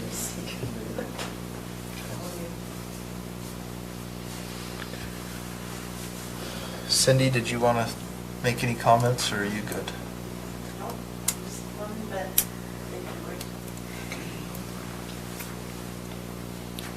It's beautiful in there, though. I went through it. Did you? Good. Yeah. Good. Do we still have the bars? The ticket window? Yep. Uh-huh. Good. Ticket window's there, the original desk is there. Good. Yeah, the benches, the original benches are there. Good. It's cool. They salaries for. Yeah, the floor. It's beautiful. So are you looking for a motion to approve the lease? Yes, sir. Mr. Chair, I'll make a motion that we approve the lease between the Municipal Building Authority of Morgan City and Morgan County with respect to the historic Morgan City Train Depot with the changes and modifications discussed this evening. Second. Okay, we have a motion with a second. All those in favor? Aye. Aye. Any opposed? Motion passes. Okay, moving on to action item F2. Garrett, this is interlocal agreement between Morgan County and the CJC regarding the new CJC building and funding that was previously approved for this. So, with this, the funding was actually approved quite a long time ago, and the interlocal, there were a few issues that needed to just be resolved, and those have now been resolved, and so I think we're ready to move forward, and most of the funding has already been appropriated, so now we're just doing the interlocal agreements to move the agreement forward. So unless there's any questions, I don't have too much to add to that.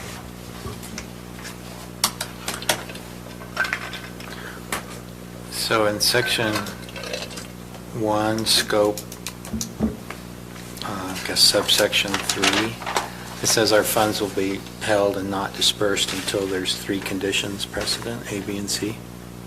Yeah.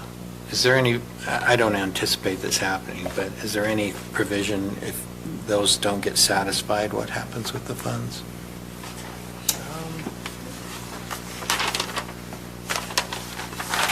And maybe if they've already occurred, then I'm not even worried about it. I think it's intended that it will, but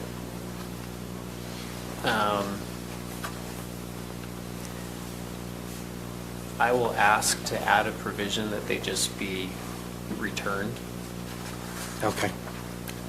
Because I think that does make sense. If for some reason those conditions precedent don't happen, that they should just be returned to be used in another approved manner.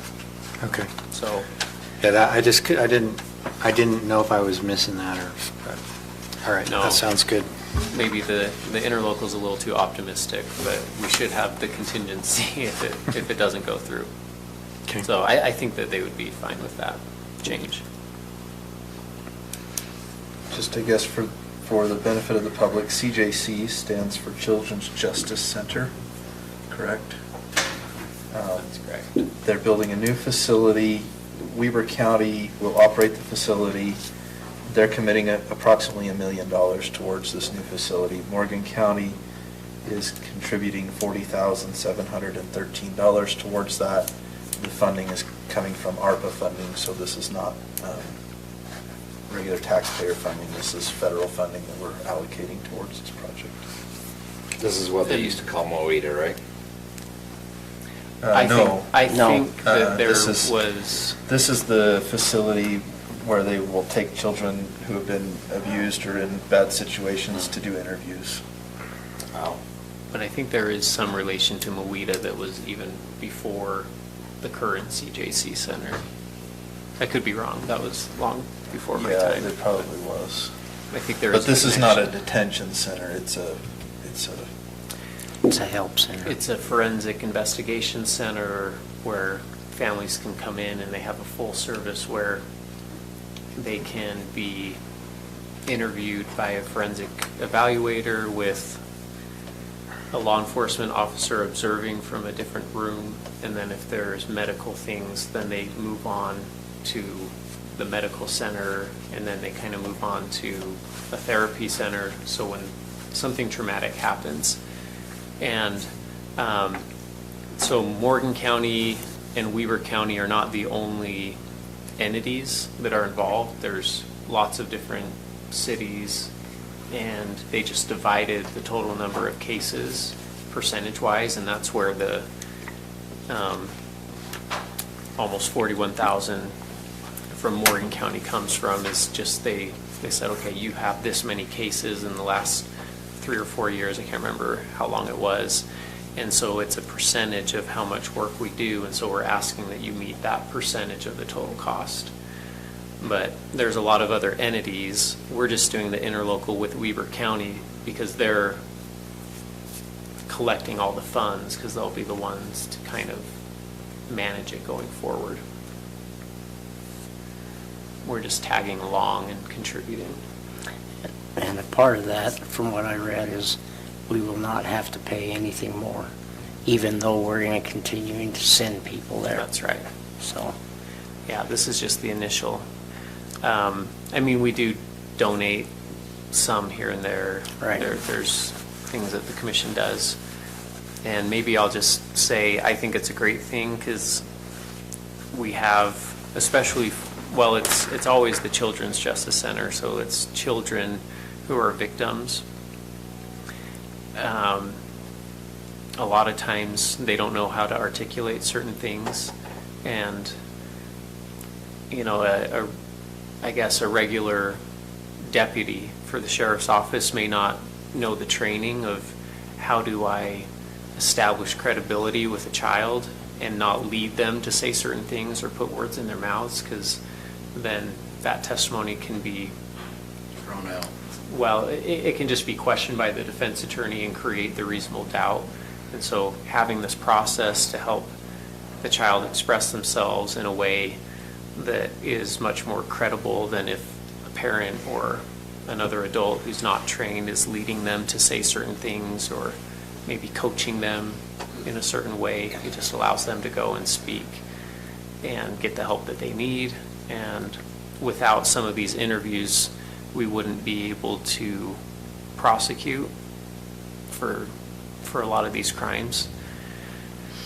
And sometimes, I mean, one of our bigger cases, the children were in the interview and they were saying certain things that led to further investigation and really got some, you know, dangerous predators off the street, so to speak. So it is a really big benefit to our county and not a lot of cost.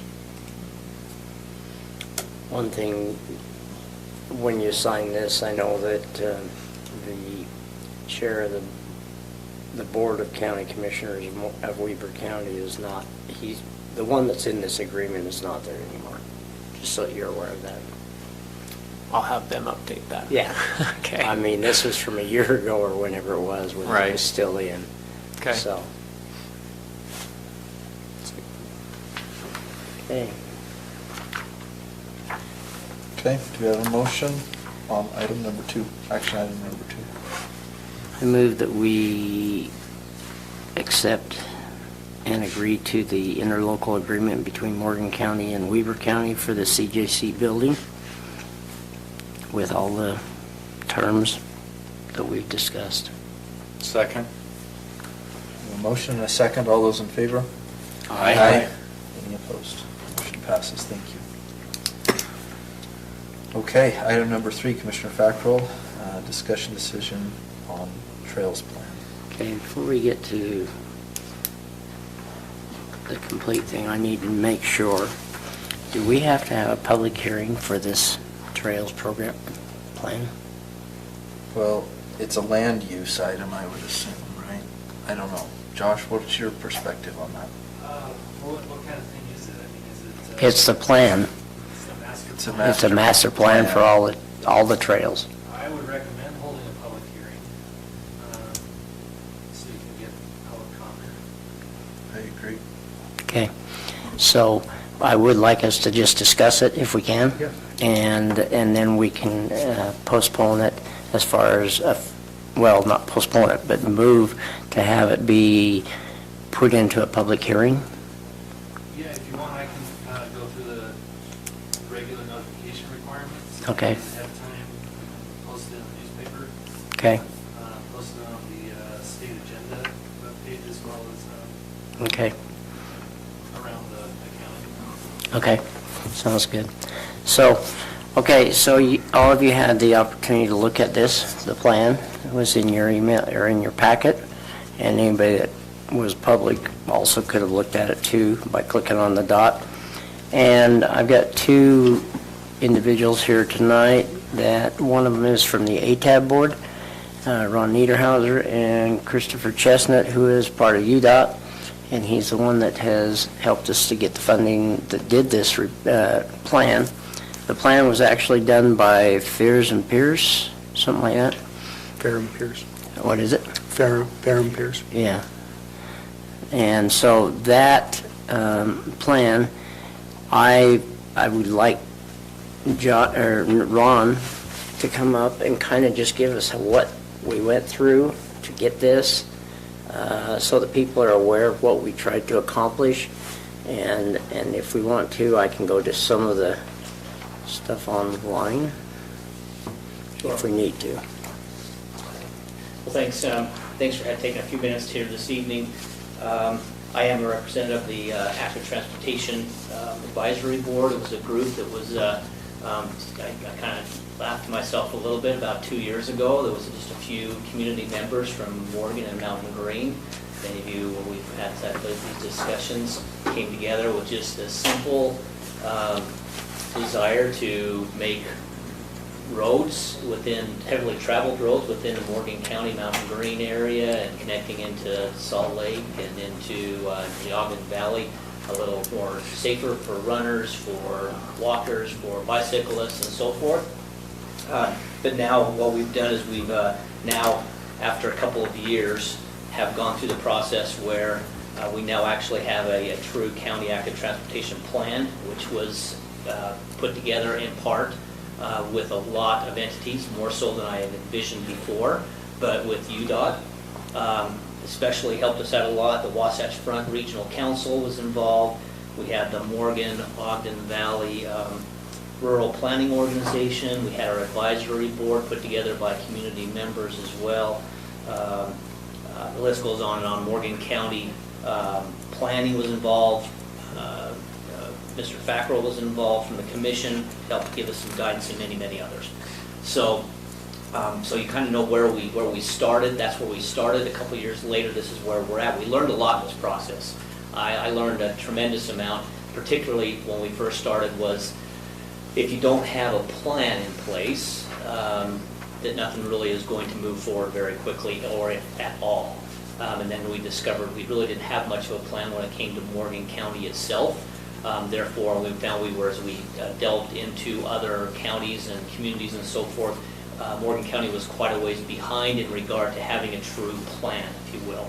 So that's when we got involved and got was fortunate to get some monies from the county as well as from the state. The majority came from the state for the consultants to put together this plan. A couple other quick items. Our intent now is with this plan is to have something pulled together so when projects come together, community projects, roads, whatever it might be, infrastructure, that there was an established plan, both short-term, mid-term, and long-term, for not just roads, but trail systems if we can, whether those are completely shared, whether those are just sole use just for active transportation, and so forth. So that's kind of where we found ourselves. We have quite a good list. There's about I think the document is about a 70-page document of what the plan is, with maps and some plans were put together. Again, some really easy things we might do in regard to signage, things we might do for road use, things that maybe even carry forward from what other counties are doing. As an example, from Salt Lake City coming over, I rode my bicycle up to a big mountain. The gate was still shut, so it's a beautiful ride when the gate's still shut. But on the Salt Lake City side, they've done a really good job with lanes, with paints on the road, reminders to share the road, not only for the drivers, but also for the cyclists and runners that are over there. There was past individuals who were on the roller skates. There was all kinds of things taking place in that place. So that's kind of what our plan is. So what my recommendation or my request here this evening is pending we need to have a public hearing and so forth, but I'd like to recommend reviewing and adopting the Morgan County Active Transportation Plan and anything that goes along with that. Anything else to add? There's a couple of things that with this plan that we've worked with Christopher, as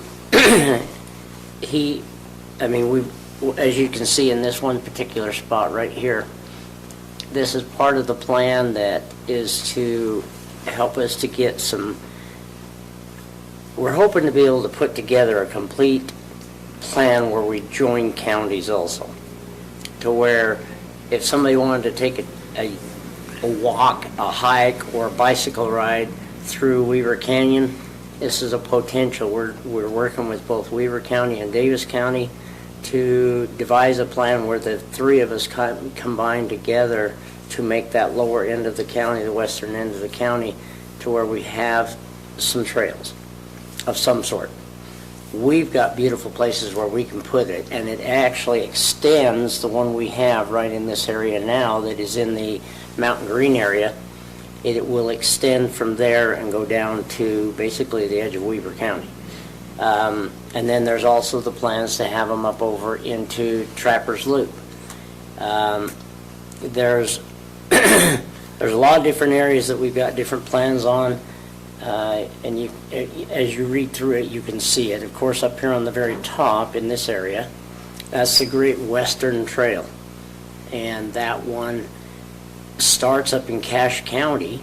From what I don't even know, it's further north than that, but it comes down and then it skips from Weber County over to this canyon over in this area, and then comes up on the top of the hill. So these are some walking trails, and I think you can take OHVs on it also, on the Great Western Trail.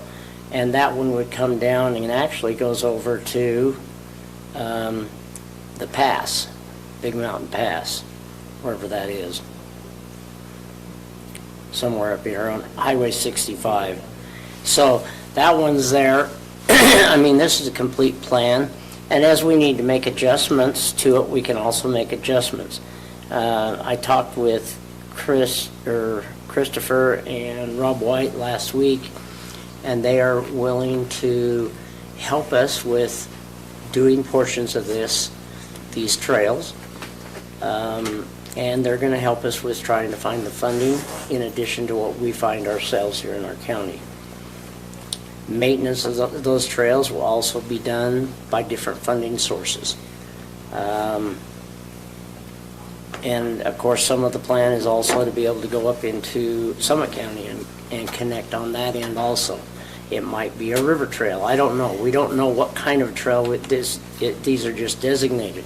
Now, there is a loop, right, that you guys have normally taken as far as bicyclists, that is this Morgan Valley. You can see Morgan Valley Drive, and it comes back around onto Old Highway.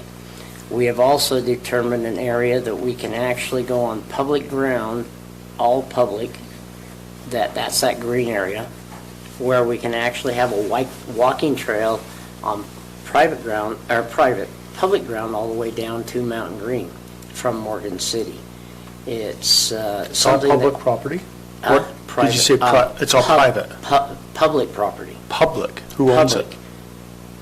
The state or us or Weaver Canal or, Oh. there's a lot of different entities that own it. But it's Great. it's accessible, and that's what this plan had figured out for us and found out. And we had discussions on it in some of our meetings on how that would all work. I don't know if you want to talk to It it. doesn't go into great detail on individual property owners necessarily, though when you get down more into the Mountain Green area, Jared, that there are some private lands down there, of course, but this piece down here through kind of I guess you could call it the eastern side of Mountain Green up into Morgan here is more of the public lands that could possibly be used. And there might be some gates there. That's only because people are just putting gates there. So anyway, some of these different things go on, and you can see different trails. I know Mountain Green has a bunch of trails as far as the mountain bike teams have done, and that's included in this plan, I think, right? Yeah.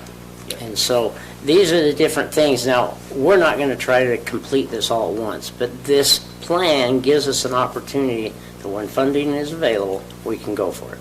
Yeah. We found some of the counties around the state, these are multi-year projects. As the county builds out or whatever happens, and as funding comes available or land use becomes available, whatever. I'd like to say this is quick, but the plan is very, it'll be multiple years possibly for some of these, but there are some very short-term stuff that we can do. We identified some of the less safe areas as well on the roads that we might address with signage or projects that might come up in the near future as well. One of the things that I talked with UDOT also was on Highway 66 and Old Highway's ours, but on Highway 66, it is the state ground and a state highway, and they, at this point, they're doing a reconstruction on it now, and they did not, because it was done before they're doing this project, so they put it into, it's just a regular road refurbishing, and they, in the future, they said they would put it into the plans to widen it enough, or put in a separate trail, depending on what we decide we want, as a commission, or as the people of the county, or as UDOT wants to do. Is that correct, Chris? Come on up.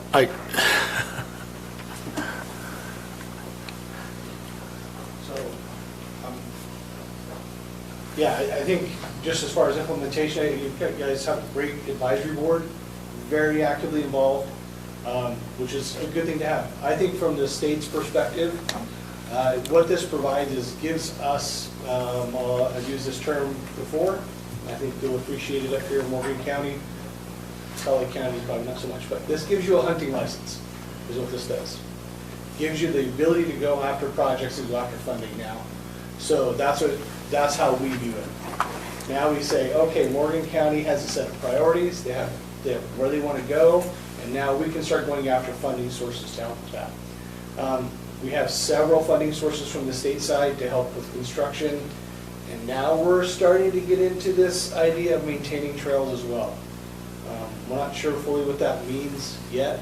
From our perspective, we're still working that out. So what this does is now we have the ability to go after funding through various sources of transportation investment funds that we get as a state. And that's my job. This is what I help communities do with UDOT, is coordinate and facilitate those partnerships to help make these kinds of things happen. So that's what I'm here for. And I've appreciated the whole thing of what they've done for us, and given us a lot of good ideas on what we can do and how we can do it. So now it's just a matter of getting the plan approved so that we can move forward. Yeah. What that does by the elected officials approving the plan, what that does is that tells us as a state that you're serious about it. It tells us that you have community buy-in. It tells us that you want to make this happen, so that we're not going in and doing things that you don't want to have happen. Okay. Great. I'll leave it up to you guys' questions. Okay, awesome. Yeah, I think, sounds like the next step then would be to do public hearing. Public hearing.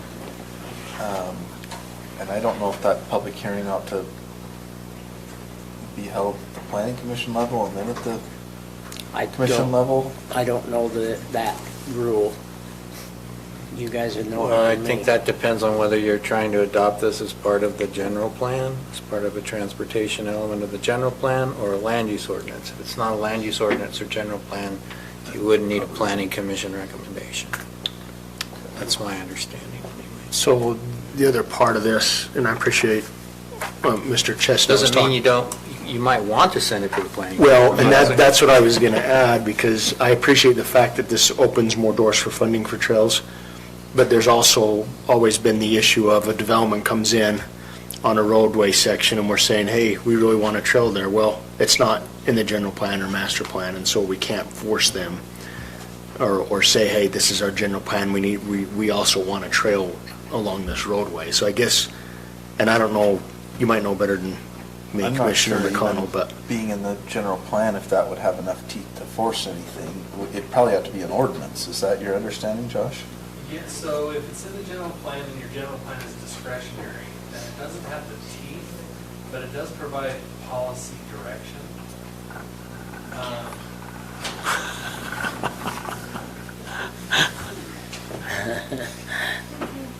So if you wanted to have teeth, you could adopt it as an overlay or add it to the actual zoning ordinance and adopt it as some policy direction document for future locations of trails. That's a possibility. But if you adopt it as a master plan, it's basically a policy statement that the county commission will follow the master plan based on the recommendations of the consultants that drafted it.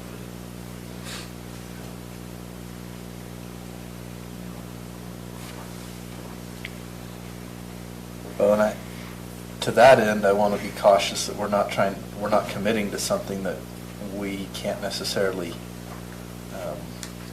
or don't have the ability to do. And this is a very ambitious plan, and I get that it's very long-term. You look at it initially and you think, whoa, that's a lot, and I realize this is probably a 40 or 50-year plan. If you're adopting it But- as more than just policy or guidelines or something to attach to the general plan, if the trails are shown on private property and we are supposed to require those private property owners to dedicate that land, it could be seen as a regulatory taking. So I'm not sure I would go that route if those trails are supposed to be found on private, are anticipated to be on private property. yeah, that's the one concern I have along the Weber River, that trail that goes all the way down from Morgan City down to the Peterson area. I do like the fact that we show trails on our roadways though, on Old Highway and Highway 66 and Morgan Valley Drive, and I don't know how we'd get a trail along I-84, but okay. I like the fact that we are thinking about getting pedestrians, and whether it's bike or walking or whatever, off the road. I think that's been a big complaint for a lot of years up here. So I guess my thought is not necessarily this is a ambitious plan versus I want to make sure we're covered in general. So when somebody comes in and says, hey, we want to do this work all along this whole section of roadway, you can say, that's great. We need to look at the trail aspect, and maybe if there's nothing connecting to or from, then maybe it's put in an escrow or something, but at least we have the ability to have that conversation. I'm not saying you shouldn't show trails that you want to go on private property. One of the ways you can get those trails is through the PC zoning district that we're trying to get through planning commission. Because those PC zoning districts, you're offering the developer more density, more development potential on their properties, and in return, the county's going to request certain things be given to the county in return. And those could be the trails that you're showing on your master trail. So, I mean, there is a way where it's not a regulatory taking, where the developer's getting something in return, but the county is also getting something in return for the additional density or whatever else the county's promising the developer. I like that idea a lot. I don't know if that's currently in, I'm assuming it's not, but we probably ought to get that into that zoning. The PC zoning district does talk about open space, trails. Oh, good. Things like that, so. I just remember a few times where we've said, well, do we want a trail here, or do we have that plan? And we're going, not yet, and Blaine's going, it's coming. So, Commissioner Fackrell. Yeah. So that master plan, we should have a trail. Sorry, can't hear Josh. I'll get up. Oh. No, So we the can't. general They plan can't see. should have a trails component to the circulation or transportation element. That trails plan should be policy. We should look at kind of implementing that, but anything shown on private property, if we're requiring them to dedicate that for a public purpose, there's case law that would suggest that that's an exaction or a regulatory taking without some sort of compensation. A lot of cities that I've worked for, the compensation that they're giving is additional density or additional lots, things like that, so. And that's something that I think we can, I mean, if we're going to try to put it on private ground, that's just a negotiation thing that we're going to have to do. And in this Some of it trail. You might want to pay for. What's that? You might want to even pay for it. The grant might Yeah, cover that's the right. cost of acquiring the trail right of way if you want to. And in the And interim, there's- on the public roads, you've got a plan for where you want to expand the right of way to include a trail section, and development that occurs under one of the planned community types of zoning codes can utilize that as an amenity that helps us approve the project, so. Yeah, and get the funding.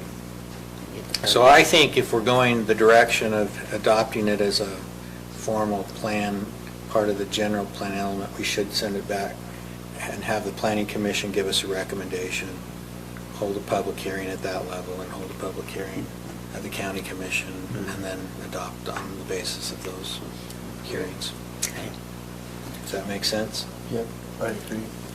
Okay, so that means we're going to need to have them, it goes to the planning commission, and they'll do it within the next couple of weeks. If they want it on the next planning commission meeting, notifications have to go out no later than Friday. We have to get it into the newspaper, we have it posted, so, Okay, so it wouldn't come back to us until the first week in, first meeting in July. that would be the earliest. That's what I was thinking it would be. Okay.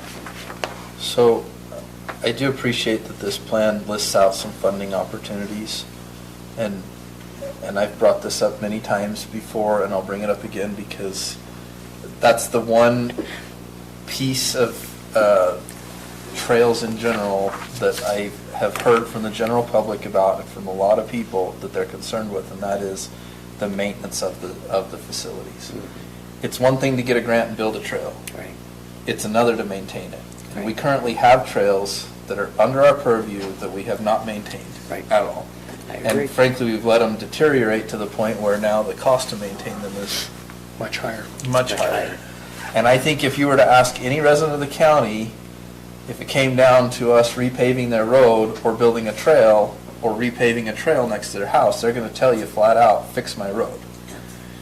That's the priority. So I think we need to be very, very clear and come up with some good ways to maintain these, because I personally, I don't want another foot of trail built until we have a good plan to maintain it. If we know how we're going to pay to maintain it, I'm all for it. But if we don't know how we're going to maintain it, we shouldn't do it, because we're causing ourselves problems. We've got these trails in the Cottonwoods, we haven't touched them, except to put up a sign saying, we're not going to maintain these in the winter. That's fantastic, but now we have residents coming in saying, well, why does the trail look like it does? Why is it a mess? And when are you going to fix it? And we say, well, we'd love to, but we can't afford to fix your road, let alone your trail. So I think that's something that, and maybe this is as much speaking to you, Doc, and Chris, and you kind of take this back. I think for any community, that's a struggle. You know, it's one thing to get the trails built, but to maintain them is a whole nother thing. And to that end, I think there are ways we can do it, but even if it's a trail added to a roadway, you're going to increase the cost of redoing that road significantly by adding a lane for, a bike lane. And right now, we struggle to do that. Our road funding is just not adequate. So anyway, just things to think about. That doesn't mean that it's prohibitive. I think we just need to have a really good, We got to have a plan on what we're good gonna plan do. on it. And I think we have some funding sources identified. We just maybe need to lay out what those are and what that's going to look like, and set up a fund to start putting some funding into, so that we have a slush fund to take care of that. That one of the quarters that we added of sales tax, I think, can certainly help with this and will be a good portion. But anyway, I noticed in West Kaysville today while I was down there is their trails are all kind of a road-based gravel. They're getting away from asphalt and concrete because of that, I'm sure. it falls apart. And so And it's maybe a lot that's easier maybe to- that's the solution. We say we're going to do more dirt and gravel trails because they're easier to maintain than an asphalt trail where roots are gonna pop them up. Now, if it's a road adjacent trail, maybe that Sure. doesn't make sense, I don't know. I wish, and this might be for Christopher, I wish what they could do is this stuff they're taking off of the highway out here, if they could put that into a trail off to the side in some area, it'd be nice instead of just sending it down to somebody else and let them sell it to us again. So, it'd be nice for that kind of a plan, but it wasn't designed for that. I mean, they didn't know have at that time, trails were not important when they scheduled this. And now that it is, I mean, there's different ways that we can do it. And I think there's other ways to fund it. And that's something we're going through in the ATAB, trying to determine, okay, what other sources, it might be a nonprofit organization that might come about, because then you can get other fundings to work on some of this stuff. Anything that's a state trail, which we have one in the state, or in the county right now, that one actually UDOT gets to take care of. And they're planning on taking care of it for us. But the one in the Cottonwoods, we're going to have to take care of. And that one we can do out of some of the funds that we passed on that sales tax, which we're not the majority of payers of that. So when people come up here, we'll have some funding for those things. And we don't need a lot for that, especially out of the money that we're going to generate. It's going to be minimal that I'm going to request. That's a good point. That's something that I've heard a lot from the public too, where they say, it's interesting because automobiles, of course, we pay a gas tax, and that funds our roads. If you have an OHV, you pay a registration fee, and that helps fund those. If you have a bicycle, you don't pay any fees. That's right. You don't. And that doesn't fund anything. I actually would love to see the state enact some type of a, there's now a program to operate an OHV, no matter what age you are supposed to go take a little course. That's right. It's a free course. But I would love to see that for bicyclists as well and pedestrians. A safety course, if nothing else, it can be free. But there ought to be some type of a user fee for bicycles too. I know people will probably balk at that and say, well, it ought to be free, but if there's a cost to build and maintain these trails, somebody's got to pay it. And it ought to be a user-based fee. Now, That's probably more a state level thing than a county level. But. And I'm going to rebut on that just for a second, is every single one of those bicycle people, or the walkers, or the hikers, or whatever, own a car and they pay gas taxes. Sure. And that maintains the roads they drive on, maintains the not roads, the trails. But if we widen the roads, it would be maintaining that too. But we're going to come up with that at another time, and we'll discuss it then, as far as the funding goes. Cool. Okay? So, do we have to have an official postponement, or what? I don't know, I think We just It has to gave be the direction. placed. Yeah, just give the direction to the planning department to take it through the planning commission. Okay? Can I get a copy? Of it? It's in your That'll packet. make it easier. Yeah, if you can send me a digital copy of it so I can include it in the packet for the planning commission, that would be great. I can send you the link. That's all I have. No, I downloaded it already. I'll send it over to you. Okay? Okay. Thanks. Okay. All right. Thank you. Thank you, Ron. Awesome. Thank you. And thank you, Lilia, for your efforts in the committee, or the Trails Board. Clearly, a lot Christopher. of time and energy's gone into this. Yes. Thank you to those who've done that. 2 years. I mean, I remember when I first just called Lilia after we were elected, and I says, Lilia, would you get together a group of people for bicycling, trails, whatever? And so she just started calling around, and she got a whole group of people, and then we let the word out from there, and we got more people, and that's when we got the board formed. That's right. So, anyway. Okay? All right, action item number 4. Jeremy, this is see, Expert Enterprises LLC, Mr. Gardner, preliminary plat. Request.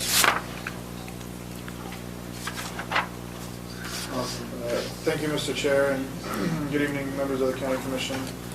Action item number 4 of tonight's agenda is for application number 23.011. Expert Enterprises LLC requests to combine 2 lots identified as parcel, the parcel numbers and serial numbers in your staff report. So keep in mind that this item came before the County Commission on May 2nd, and the request was basically twofold: to have the lots be combined and then to approve the plat. What happened on May 2 was that really all that was approved was the combination of the 2 lots, and the plat wasn't really touched us in that regard because of the issue of condominiumization. Starting around May 18, our staff got a submittal that into our office that addresses the condominium issue as outlined in state code with those requirements, and so that application that submittal was emailed to you here recently and is shown on the screen currently.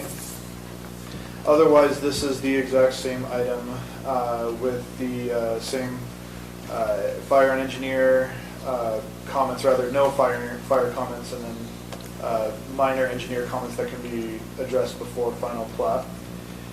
Staff is recommending approval with the same recommendation from the Planning Commission. Again, Member Wilson was absent at that point in the Planning Commission item before, the Planning Commission meeting before May 2. The applicant is in the audience tonight, and I can answer any questions you may have on Josh. Thank you.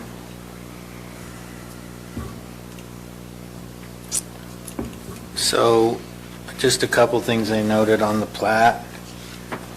So, you've got in your surveyor's certificate and the owner's dedication a reference to the Shortfields Landings commercial condominiums. You should add that to the title of the plat as well, so that the reference in the certificates actually correspond with the title. The notion in the owner's dedication, this last sentence says, all common areas to be dedicated to the property owners association for the purposes of public and private utilities. So common elements in condominium projects are owned in undivided interest by the owners of the units in the project. They're not dedicated to the association. So that statement, along with note number 2, are inaccurate. So those just need to be corrected. I don't know that I understand note number 7. It says the property is part of Cottonwood Commercial Park, which is an unrecorded subdivision, a copy of which was obtained from the county recorder. What's the situation there? I'm just wondering. I don't have an answer for that. I missed that. I'm not sure what an unrecorded subdivision is. That's the question I had in my mind. I'm like, what does that mean? It could be a survey. My guess is that note's on there from the engineer and just didn't get deleted off of this project. That would be my guess. But I can clarify that with the engineer and have them remove it. Okay, or change it to correspond to the facts. I'm not objecting to it per se. The surveyor's certificate in 57, the surveyor's certificate should also make a specific reference to 57-8-13 of the Utah State Code, because that's the provision that they're following in order to create the plat. That's out of the Condominium Act. On page 2, we've now identified the units. That's great. The convertible spaces should each have a number. So, and existing convertible space, you can strike the word existing. I know it's an existing building, but there should be convertible space 1, 2, 3, and 4.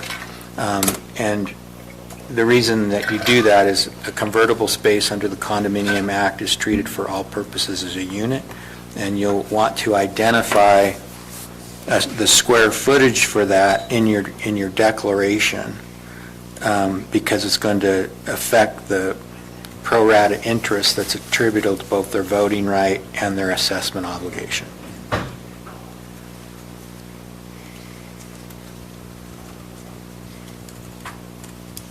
Oh, and on the legend on page 2, where you have the cross-hatching, it says building pads, those are actually your units. So they're not, I know, and you've already constructed these buildings, so I know that they're paint-to-paint, space-to-space units. So that's what should be there. And then you need to just add a datum elevation on page 3, which I see where you're giving me the heights, which is what you're supposed to do under the act.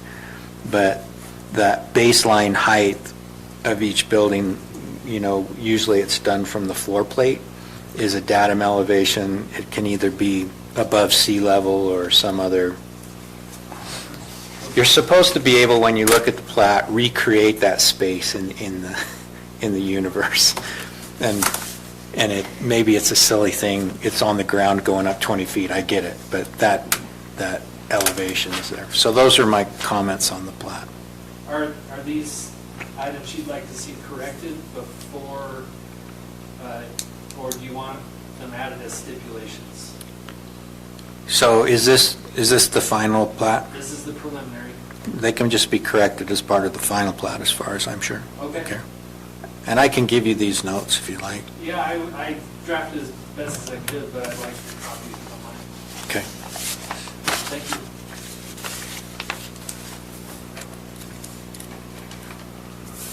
Are we reviewing the condominium declaration? I can bring that as part of the final plat. Or I don't know that we need to review it, but I think the county ought to make sure that there's not a lot to look at from the county's perspective. It's principally a document between the developer and the owners amongst themselves as they go forward. I've been having Garrett review the HOA CCNRs that are coming into the subdivisions. Would you like me to have him review the? Yeah, it's the same thing.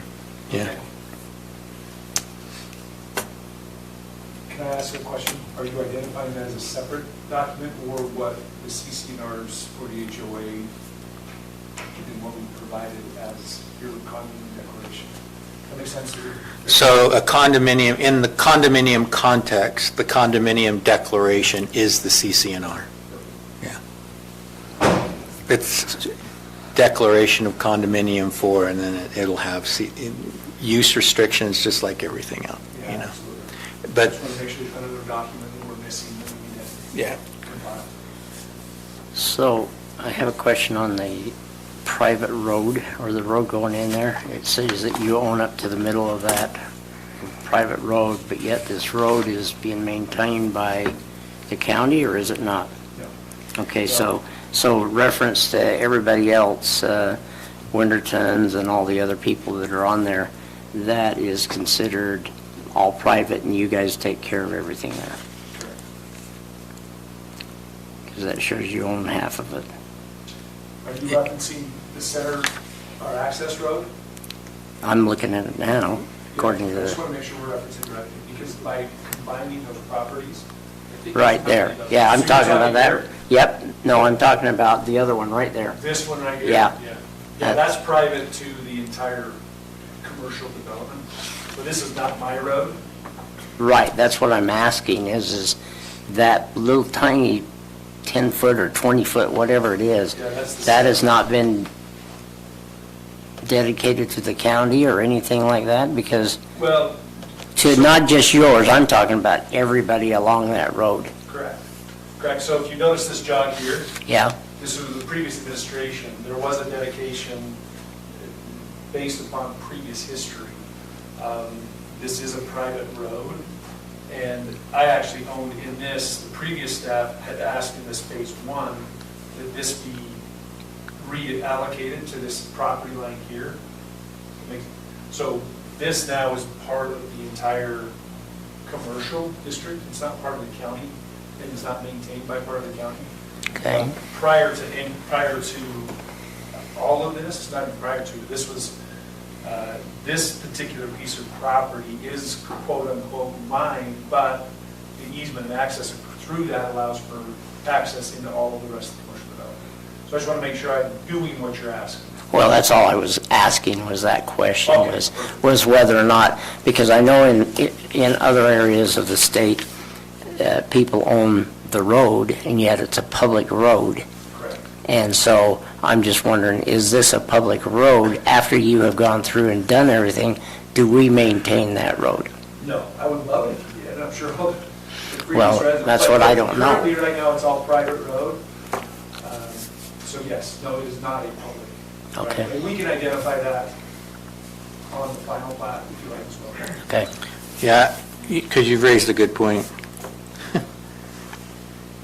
Under that 57-8-13, your surveyor should get a title commitment, and he should show any exceptions of record, easements of record that affect this property. So if that's in fact what is happening there, that actually should be shown. And I just wrote that on here too, so. Okay, all right. Thank you. That raises a good point. And just, you can make your own decision on this, but if that's, it sounds like that there's this commercial park there, sounds like there's CC&Rs and they may have recorded easements. You need to decide whether you want to keep that within your condominium project footprint or just let that be part of that larger project's common area. Because technically the way that's depicted now, your unit owners would maintain that portion of the street. Yeah, I see. I'll finalize that for sure. Because in our original phase 1, you can see where it's squared out. Yeah, you might want to just carry that line across. Sure. Okay. Makes no difference to the county. It might to the owners.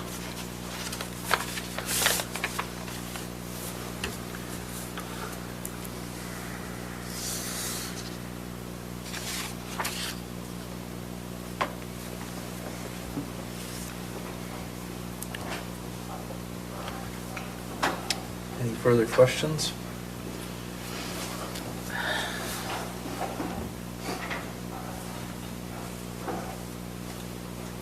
Okay, now we will look for a motion on item number 4.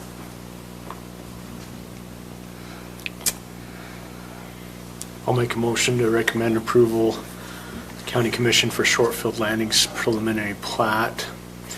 That's a planning commission motion. Whoa, You recommend am I approval reading to the wrong us? one? No, but you're going to have to update it to, you just make a motion to You're just approve. approving, not recommending approval. Make a motion, we approve. Sorry about that, guys. You're just fine. That's a close one. No, Josh, I'm Man. sorry.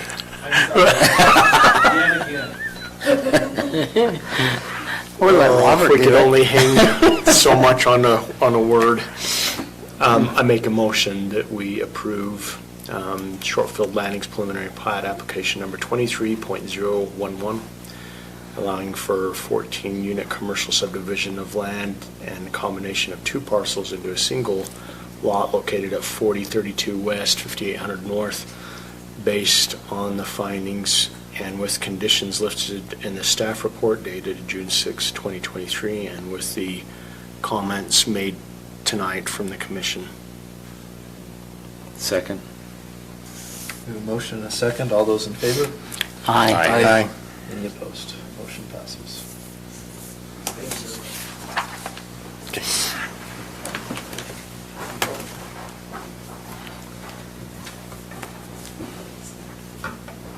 Okay, Commissioner Wilson. Discuss decision on the ClearGov service. I don't know if you read my email or not, but that just came to me this afternoon, so I haven't even had an opportunity to read through it and see, so I think we should just postpone it till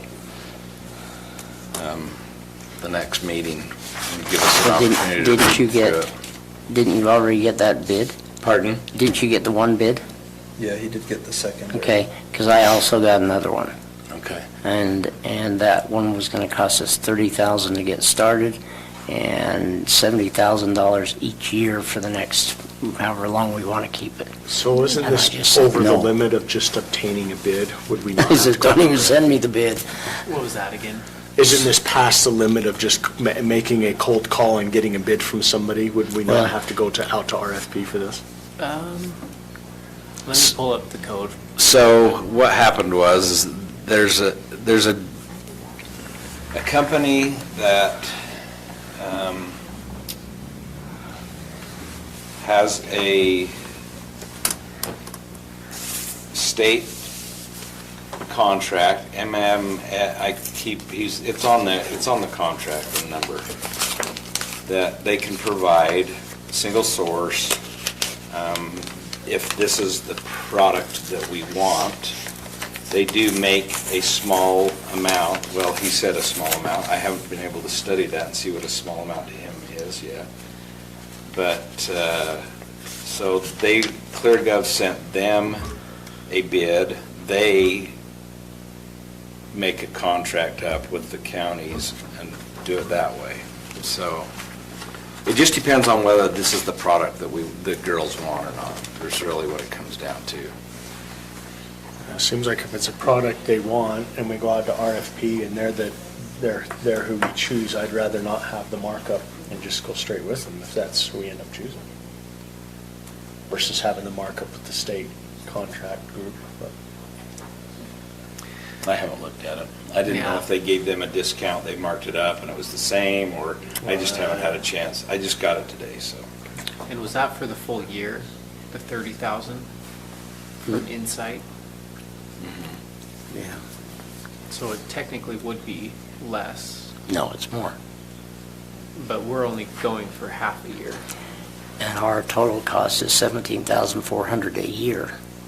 So our total cost. Oh, I see. Is, starting January 1 would be $17,400, where So it's just a double? half year. Well, no, Yeah, we're only it's doing a almost- half a year. So, yes, Insight is double. Even though they're on the state That's not a small- procurement contract. That's a huge amount. Just like GoGov, I talked to them, and I had a demonstration on theirs, and that's what they told me was it costs us $30,000 to start, $70,000 a year. who did you say? GoGov. It's one that we get emails from all the time. So to Commissioner Anderson's question, the code says, except as otherwise provided within this article, all purchase orders and other contracts of every kind involving amounts in excess of $5,000 for personal service or for the purchase, lease, rental, or sale of personal property, materials, equipment, or supplies shall be awarded by competitive bidding after public advertising to the lowest responsible bidder. So this wouldn't be personal service, purchase, lease, rental, sale of personal property. This is professional services, isn't it? Because I think professional services has a portion of experience and qualification you can base it on instead of just a little bit.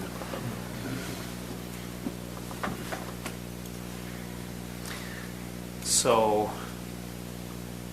I guess we're deciding whether it falls under one or two. One says any contract more than 5,000 shall be bid in a manner calculated to promote the best interest of the public. All bids or quotations in excess of 5,000 shall be in writing, and the purchasing agent shall attempt to obtain at least 3 competitive bids or quotations.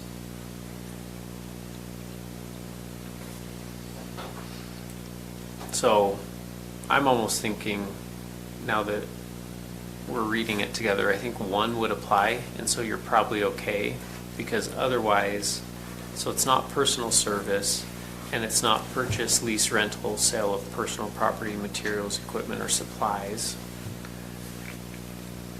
I think it would fall more in the first one. It's just a contract, it's for software, but I wouldn't say that that's personal property, material, equipment, or supplies. So what are you saying? So I'm saying that I think 3 bids is okay, and advertising is not required. Okay. All right, so can we postpone it till the next meeting, and I'll Is that a motion? But we do need to Yes. get Second. Blaine's bid in writing. I because can it does get it in say that writing. the bids have to be in writing. Okay. So, Okay, we have a motion by Commissioner Wilson and a second by Commissioner McConnell to postpone until our next meeting, which is June 18th. 20th. 20th. Yeah. All those in favor? Aye. Aye. Any opposed? Motion passes. Okay, Commissioner Fackrell, broadband. Okay. Everybody, it was in the packet. And there, we're not making a decision tonight. What I wanted to do was just give you an update as to what's happening and put out a special plea to the whole county. What we ended up having in this plan, this is the plan that they're working on. This is a draft. It was submitted to the state of Utah on the 1st, because that was part of our contract with them. And as, I'm going to try to get to the spot here, and then we'll need the the screen again, but not until I get there. It's a long document, 120 some odd pages. The biggest problem that I have seen, and I'd like to have people within the county and your support as a commission to really look at this and talk to your neighbors and have them go to our website, our current county website on this, and take the survey, because we only got 242 people that did the survey out of a county of 13,000 people almost. And yes, the city takes in 3,500 or 4,000 people, but the rest of the county, they're not getting their voice heard if they don't go and if they do not go and do the survey. It takes about 10 minutes max. And if you don't have internet access, then you can, if you don't have internet access, you can go to the library and put your address in and say you don't have access. Or you can put it on your phone and do the survey and do the same thing. By doing that, it will help improve our situation in Morgan County. And if you can go down to, there it is, page 85 of our packet. And if you want to turn on the Apple thing again, I will show this again as soon as it comes up.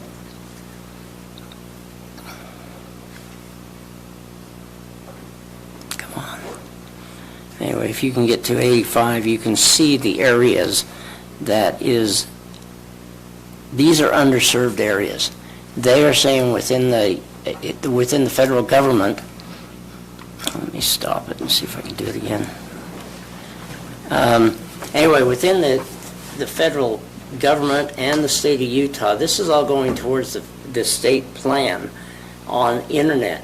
And we won't get the help we need from public funding through the federal, and it says it's unable to connect.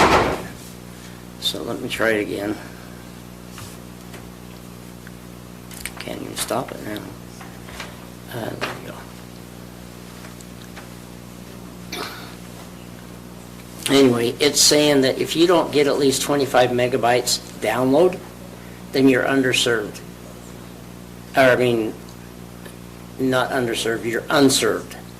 If you can't get at least 100 megabytes, you're underserved. And so what they are trying to do is they're actually trying to help us put fiber in throughout the whole county.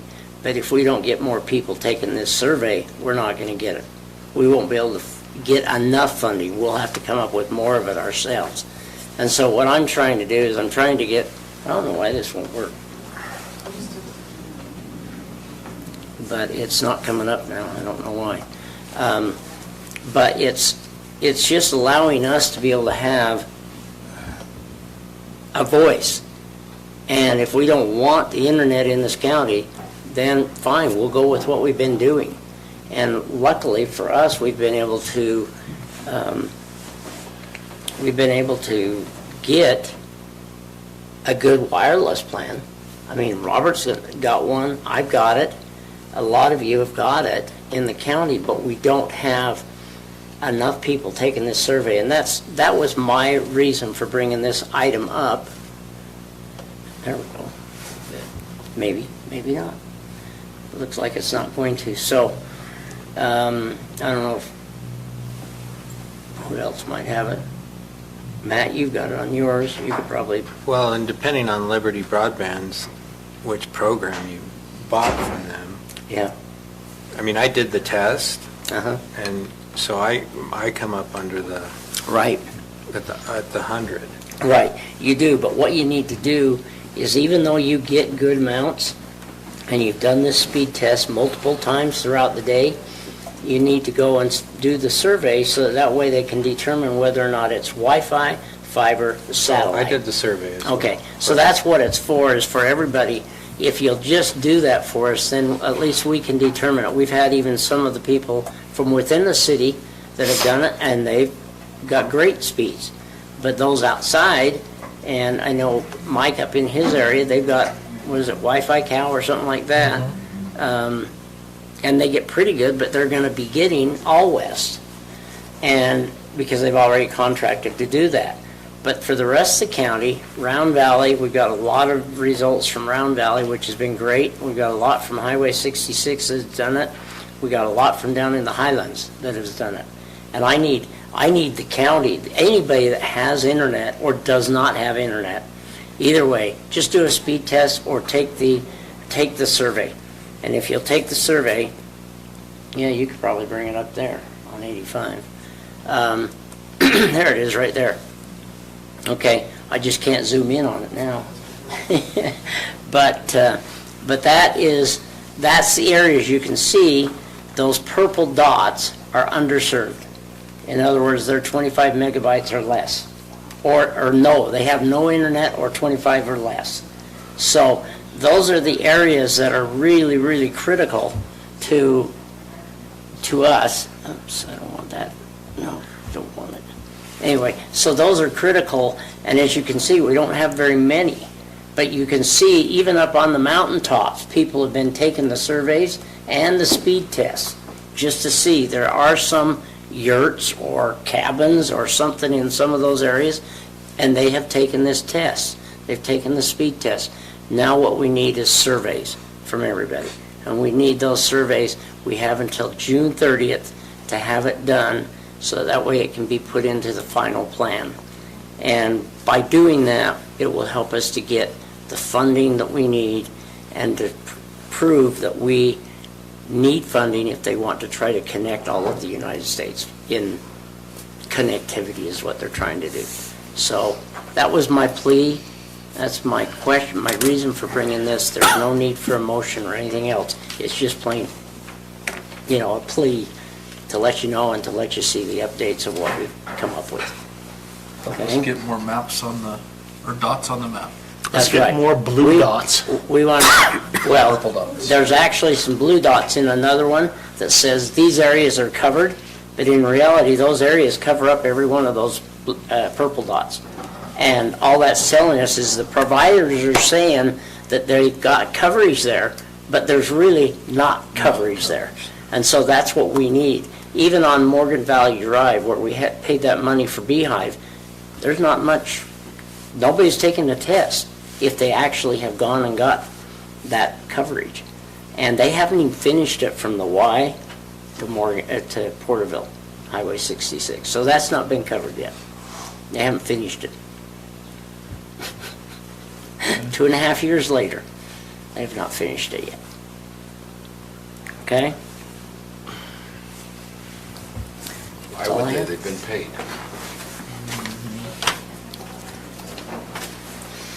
Okay, moving on to item number 7. COG request for funding for Morgan City Bridge. I apologize for not getting this out in the packet, but I sent it to everybody.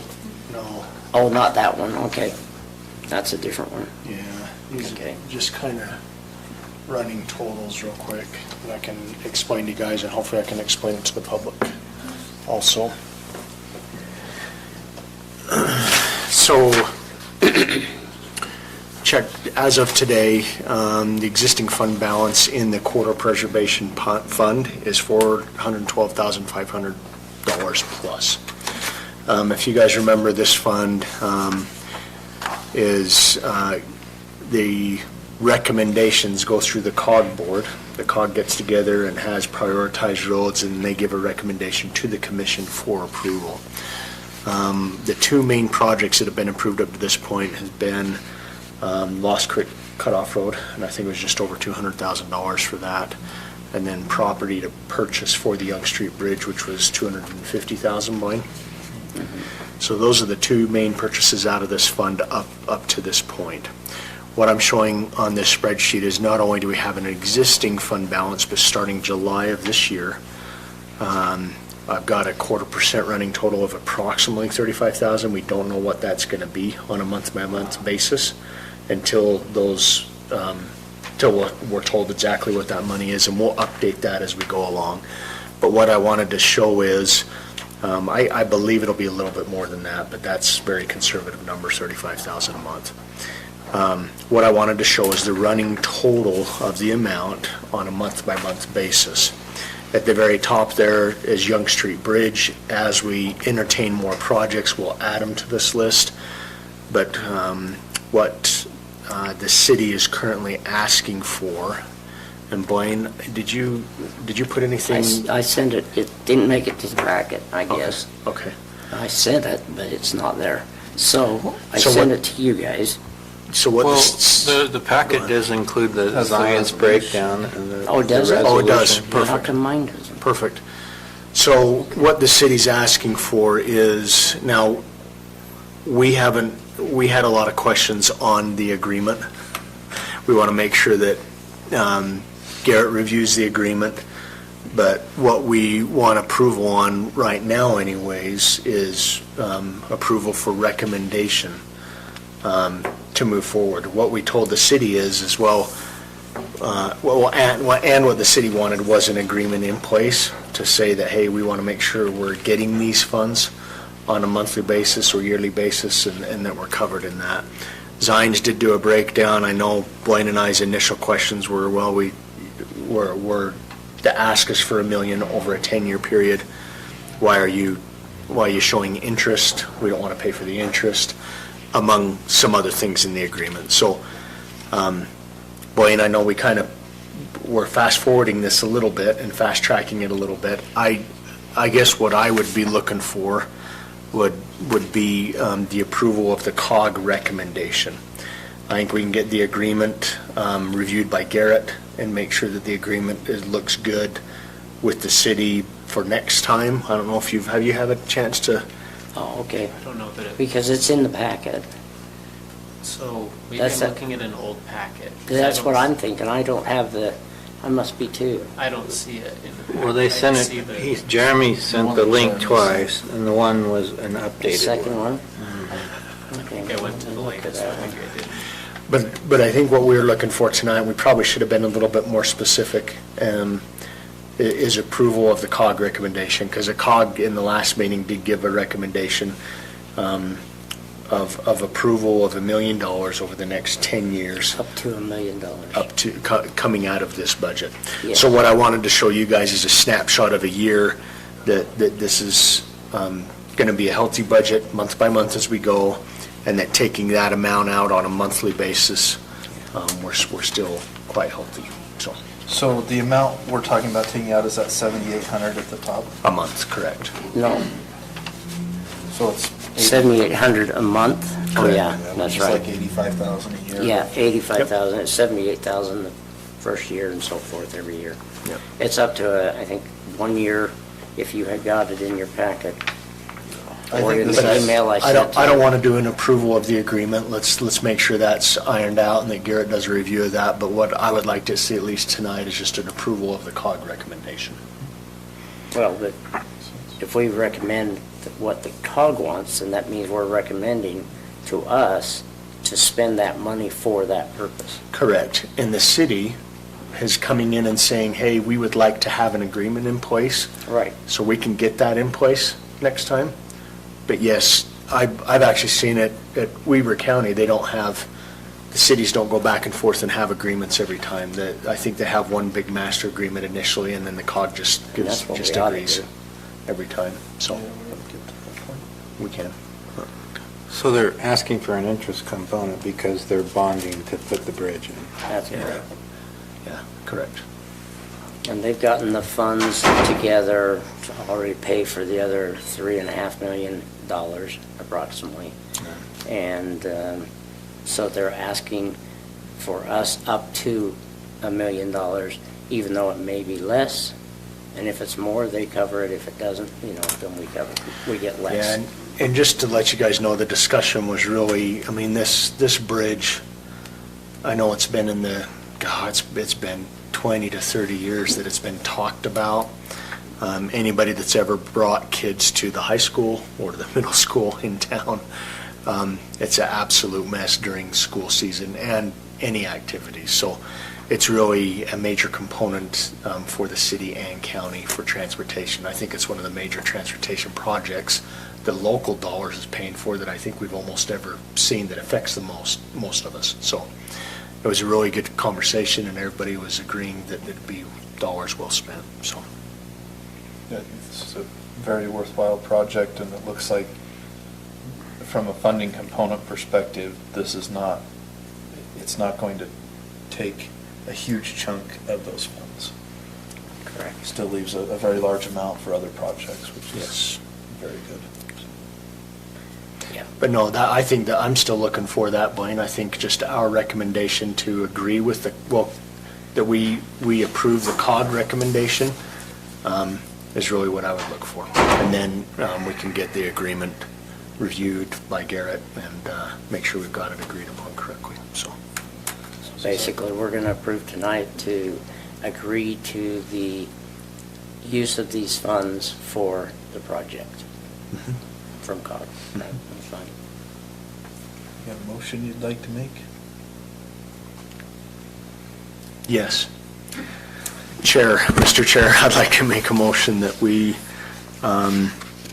approve the recommendation from COG Board requesting the funds of up to $1 million over a 10-year period for the construction of the Young Street Bridge.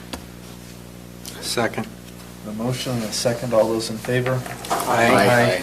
Any opposed? Motion passes. Thank you. One thing to just let everybody know, we know where it's coming from. The public, this is not coming from our general fund. This is coming from sales tax. Correct, and it's appropriated for transportation That's projects, which includes active transportation, speaking of correct. which earlier, but transportation projects. Yep. That's correct. Thank you, Commissioner Fackrell. Okay. Thank you very much. We will move to item G, which is a public hearing. We'll begin with presentation by staff. Jeremy's going to present that, and we'll go into the public hearing.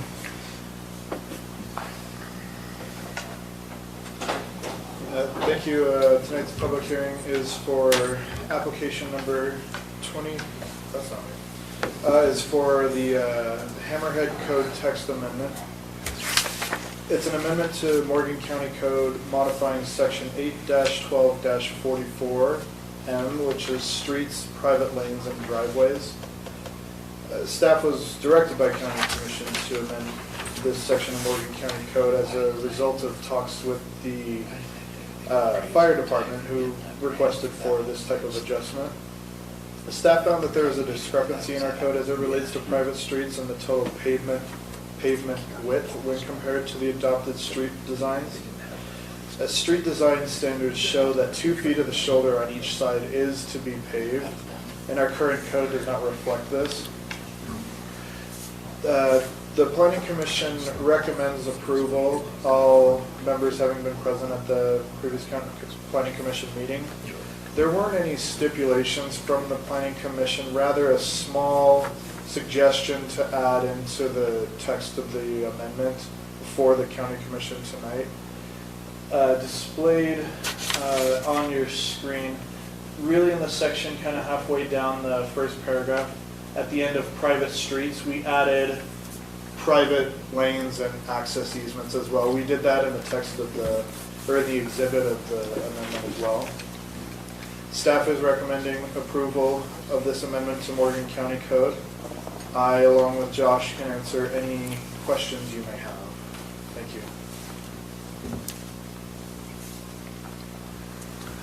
So, in the packet, when you bold language in section 8-12-44, is that the added language?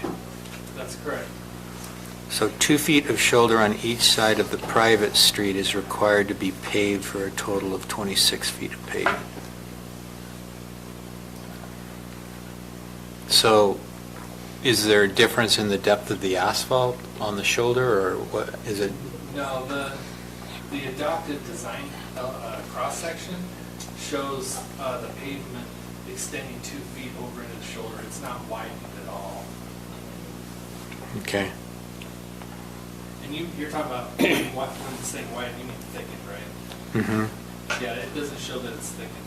I guess I'm just wondering how that's different than just saying we have a 26 feet of asphalt requirement.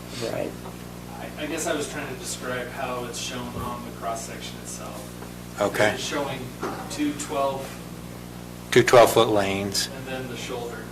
Oh, okay, all But right. it's still going to all be paved. Yeah, yeah. Okay. a portion Yeah, of I each couldn't shoulder has understand to that be either. paved. Yeah, okay. Okay. Josh, is the, let's see, adopted street design elevations, do we have, are those accessible online? Yeah. Okay. Yeah. I don't know if they're accessible online, but I have a copy of them. Brett Heiner has copies of them. And they go through all the street designs that we have in the county. Okay. I don't mean to add to your plate that's not full, but I think that'd be good to have those somehow accessible electronically would be great. Yeah, I'll So, talk to Jeremy about posting it on our website. okay. The last sentence in section 3 doesn't have anything to do with this amendment, but all CCNRs and HOA corporate documents and bylaws shall be recorded prior to or concurrent with the final plat. That's existing language. I know, I'm suggesting we may want to just do a slight modification. So CCNRs are recorded, bylaws are typically recorded as an amendment or as a exhibit to the CCNRs, but not all HOA corporate documents are recorded. So you could say CCNR and HOA corporate documents and bylaws shall be recorded and/or filed as applicable prior to. Because you don't record the articles of incorporation. Right. You file those with the Division of Corporation, and then how far does this go? Does this pick up the organizational resolution and minutes and all of that stuff? Do you want me to bring that back as a separate text amendment? Because that's not part of it. Well, okay, it can be later. Yeah. But that sentence doesn't make any sense in the real world. I would agree, but that's in our existing code right now. I know. I just noted it as I read it, and it's just an inconsistency in the way things are done and what documents are recorded, which are filed, and which are just part of the corporate records. One of these days, Commissioner McConnell's going to read the entire code and have a lot of comments. One of these days. I would recommend we hire a consultant to do it. Me too. Me too. Here's your consultant. He said he's not running again. We'll give you something else to do for a year or two. Well, you could probably charge more to do it.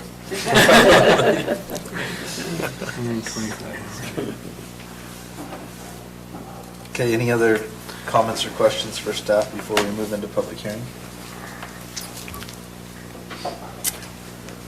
I'll make a motion that we close the public meeting and open a public hearing. Second. A motion and a second to close the public meeting and convene a public hearing. All those in favor of the motion? Aye. Any opposed? Okay, we are now in public hearing regarding item G. Okay, seeing no public comment. We'll look for a motion to adjourn the public hearing and reconvene the public meeting. So moved. Second. Motion from Commissioner Wilson and a second from Commissioner Anderson. All those in favor? Aye. Aye. Any opposed? Motion passes. We are now in the public hearing, looking for a motion on item G. Mr. Chair, I make a motion that we approve the revisions to Morgan County Code, Section 8-12-44, Subpart M, streets, private lanes, and driveways, to allow for alternative street terminus designs for private streets and to fix a code inconsistency based on the text listed in Exhibit A of the staff report dated June 6, 2023. Now, I saw a resolution on the screen before, so is there a specific, this is an ordinance? This is, so what I have here, was this assigned? Okay. Yeah, I was asked to bring a copy, a draft copy of the ordinance at the time that we hear the public hearing. But if there's changes that you want to make, we can make those changes to the document before you sign it. It's, Right now. yeah, CO-23-08. So my motion would include approval of ordinance number C0-23-08. Yeah, CO though, not C0. Yeah. CO, okay. County ordinance. Anybody want to second that one? Second. Yeah. Okay, we have a I thought you were motion. just grinning at me. I was just trying to. Hey. Checking to see if he's happy. I know you're just waiting. Happy to see you. All those in favor of the motion? Aye. Aye. Any opposed? Motion passes. Can I talk to you about the changes to that section you want made, and I'll bring it back to the secretary later? Okay. Yeah. Thanks. Sure. Sounds great. Thank you, Josh. Okay, we will move to commissioner comments. Looks like we have a note on here, Julie, about a date for an employee barbecue. We did talk about doing some type of an employee. And Leslie and Elaine have both recommended September. So I wanted to check with you guys if there is such a date in September that Well, could be Just for the record, it's not employee barbecue, it's employees barbecue. We're not barbecuing the employee, is that what you're saying? Probably a good idea to not do that. I'll add that. Or what day of the week are you thinking is a good day of the week? It's up to you guys. Yeah, we wanted to do this like a Friday, Saturday kind of, like a, That's- Well, Towards the Friday, weekend? We're off on Fridays around here, so we might want to do Wednesday or do Thursday. middle of the week. Thursdays are a little bit better for me, but. How's Thursday the 7th, is that? I will be gone to USAC meetings, conference like we had last year with Matt and I. That's on the 7th. That's the 6th through the 8th. Which, Guess there's what the month are we 14th. talking about? September. September? On the 14th. Oh, my gosh. Or you could do it in, of course, we're going to be in budget sessions, season right then too, so What if we did end of August? that's my recommendation.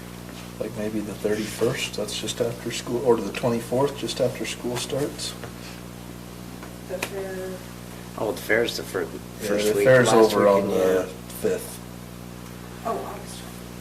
I Yeah, think either August. one of those would work for me. So the 30th or the 31st? 24th or 31st? What's that? 24th is the planning commission meeting, so yes. Oh, good call on that. So 31st? Is that a Thursday? That's a Thursday. Yeah. That works. Do it Only if I can after get a work or during babysitter. work hours? No, I mean, but I let's. think let's it ought to do- be in the evening so Yeah. Everybody people can bring their families. and- Yeah, that's what it was for, it was all the families. Yeah, it's a family affair and it's So not should we just- say like 6 PM? Yeah.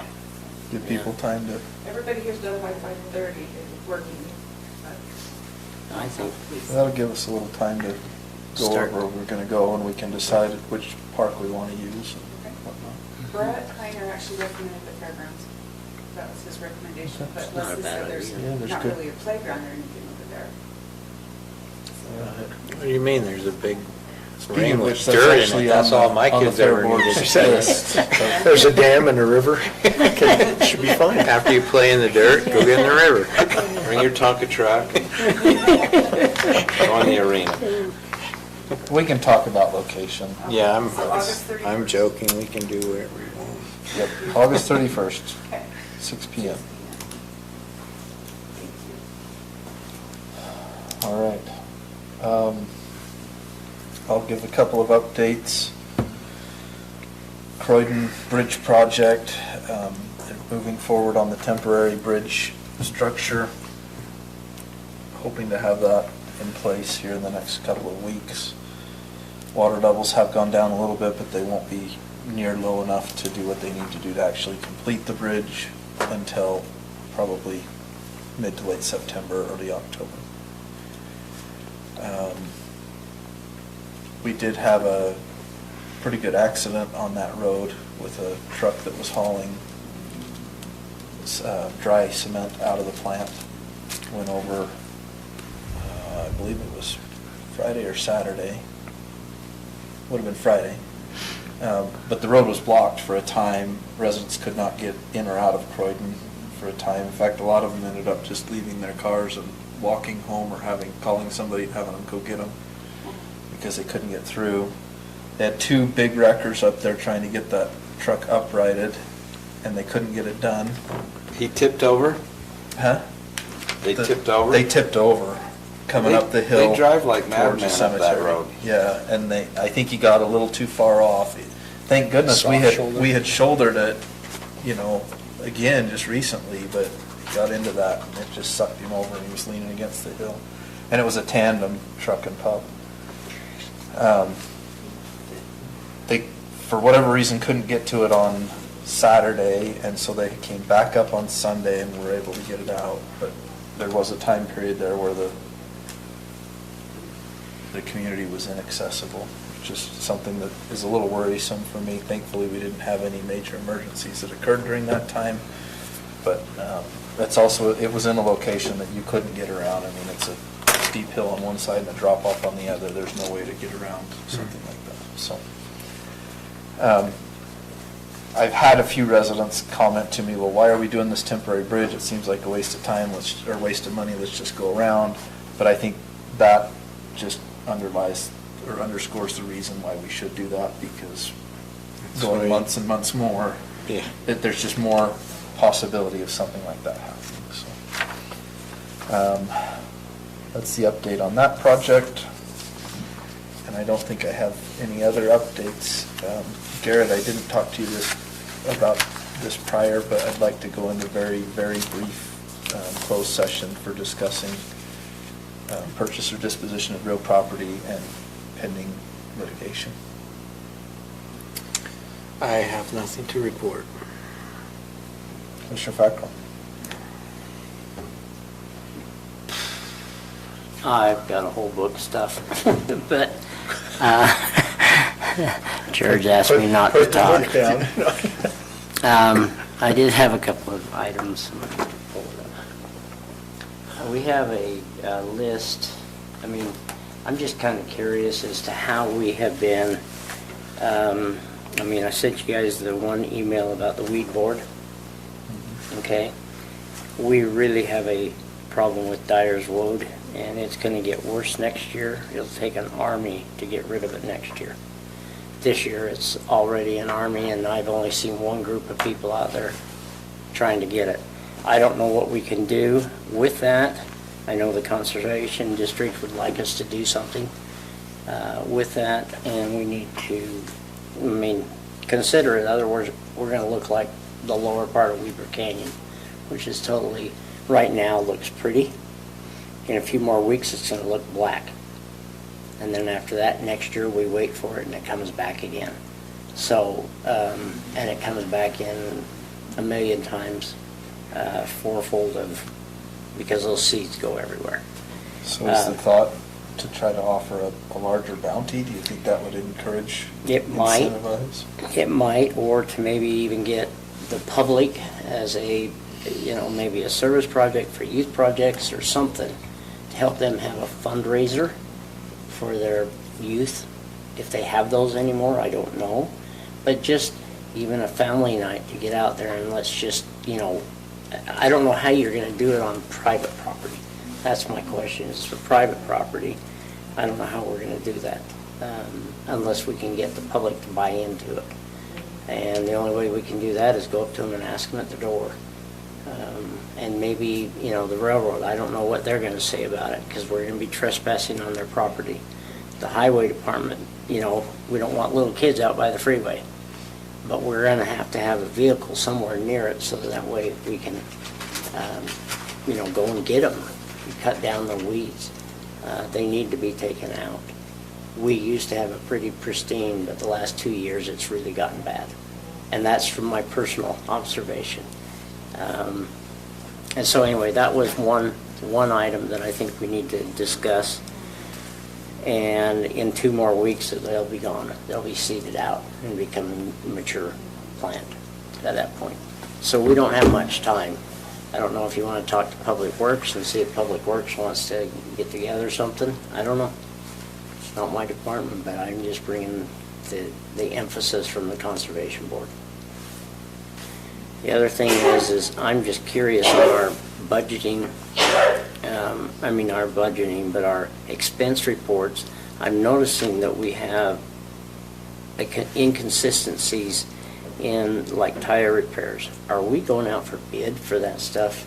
Because there's 3 different places in Morgan County that could do tire repairs, and we're picking one. And I don't know if we have a contract with them or not. I'm just kind of curious as to what's going on there.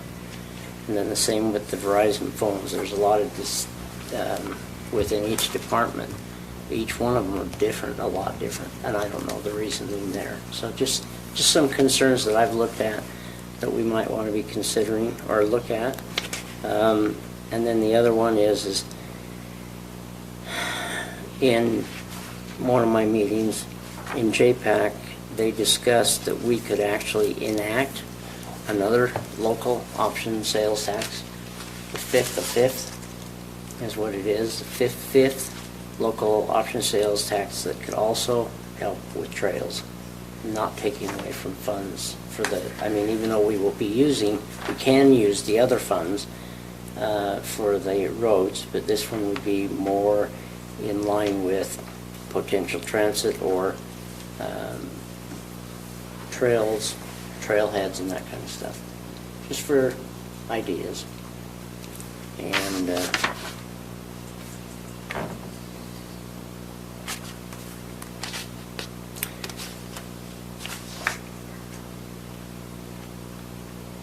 I had a good meeting with UDOT. You guys have already heard a lot of that, but there's a lot more that they are willing to do to help us. Also, they're going to put into, right now, they will continue and possibly put in signage, not signage, but those electronic signs that tell people when they're going too fast and when they're not, so we don't have to come up with it in our budget now. They're actually going to put it into theirs, and they're going to provide us along the state road down there, Trappers Loop, and down to Mountain Green, through Mountain Green to the freeway. And also they're going to be putting in some on Highway 65 and 66. Because On their roads, not on their roads, not on our roads, but on their roads. But they will do those. It's the digital ones that have the speed limit, and then tell you if you're going too fast or not. Maybe. Flashing light. Yeah, the flashing light ones. So that way we can maybe slow down the traffic of those that are, with their campers, trailers, whatever they're doing. Because our #1 goal is to be taking care of the safety and welfare and health of the county. That's our #1 priority that we're supposed to be as commissioners. So that's to help us out. There's a lot more stuff that I've got, but I don't want to go over it with you now because Matt's over there been falling asleep. So on the Dyers Road issue, if if we only have 2 weeks, I doubt you're going to get much done by a public service campaign. Is there anybody that we can, is there any professional groups that come in and take care of that kind of stuff? I don't know. I mean, it would be expensive, but. You can't spray for that? No. The way I've done it before, and they always say you gotta go dig out the Gotta dig out base about that and much then of the put it root. in a bag, and you gotta get it while it's a flower before it seeds. Right. It's not an easy weed to get rid of. No. That's why it's so noxious. Yeah, and I went out and did it on Highway 66, just because I see it starting to come up there, and I did it just a couple of days ago, because I don't want to see it progress. But it is coming, encroaching in our county, and it's not good.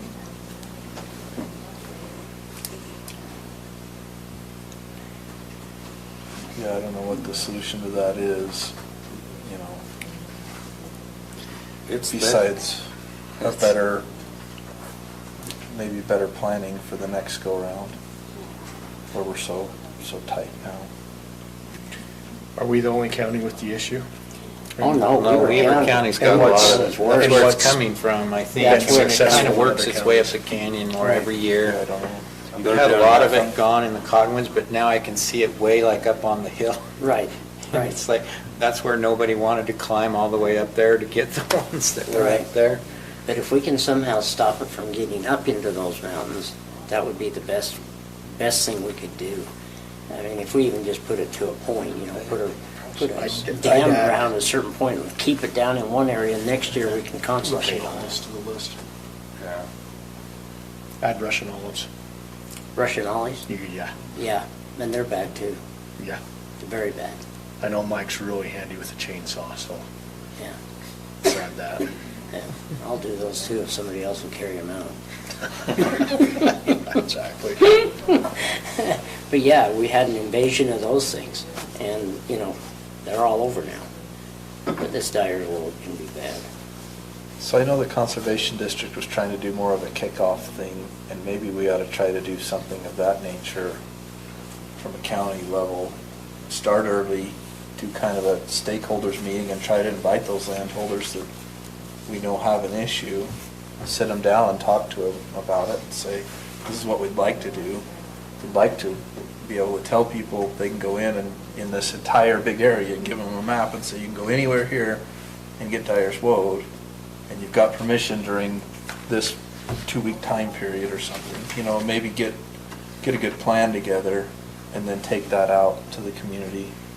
And maybe we do up the amount on the Yeah, bags. maybe we up the bounty, maybe Yeah. we, you know, give them some other incentive. Hey, you bring back X number of bags, we're gonna give you a gift card to go get a meal too, you know, in addition to the bounty, like something. Give me Whoever 12 brings back the most is gonna 12 get pack a of big Mountain Dew, and prize. I'll get a bunch of bags for 12 pack of Mountain Dew. There you go. Well, it's, what worked for us was a particular individual in the community who's now moved away.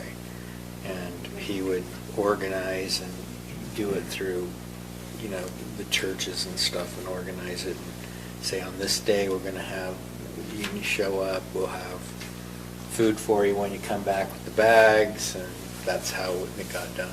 Yeah, maybe get some taco trucks up here, could so do you that. bring your bags back and get some free tacos, or, I don't know. I told my kids they could go out and do it too this weekend, but the only other thing is that it was very, well, I've got two other things. The governor's event that you guys all missed was wonderful. It was, I mean, it was great I was- climbing up these steep I was steps. there in spirit. Yeah, I know you were. We got to go up into the top of the Capitol Dome, and that's a pretty interesting thing.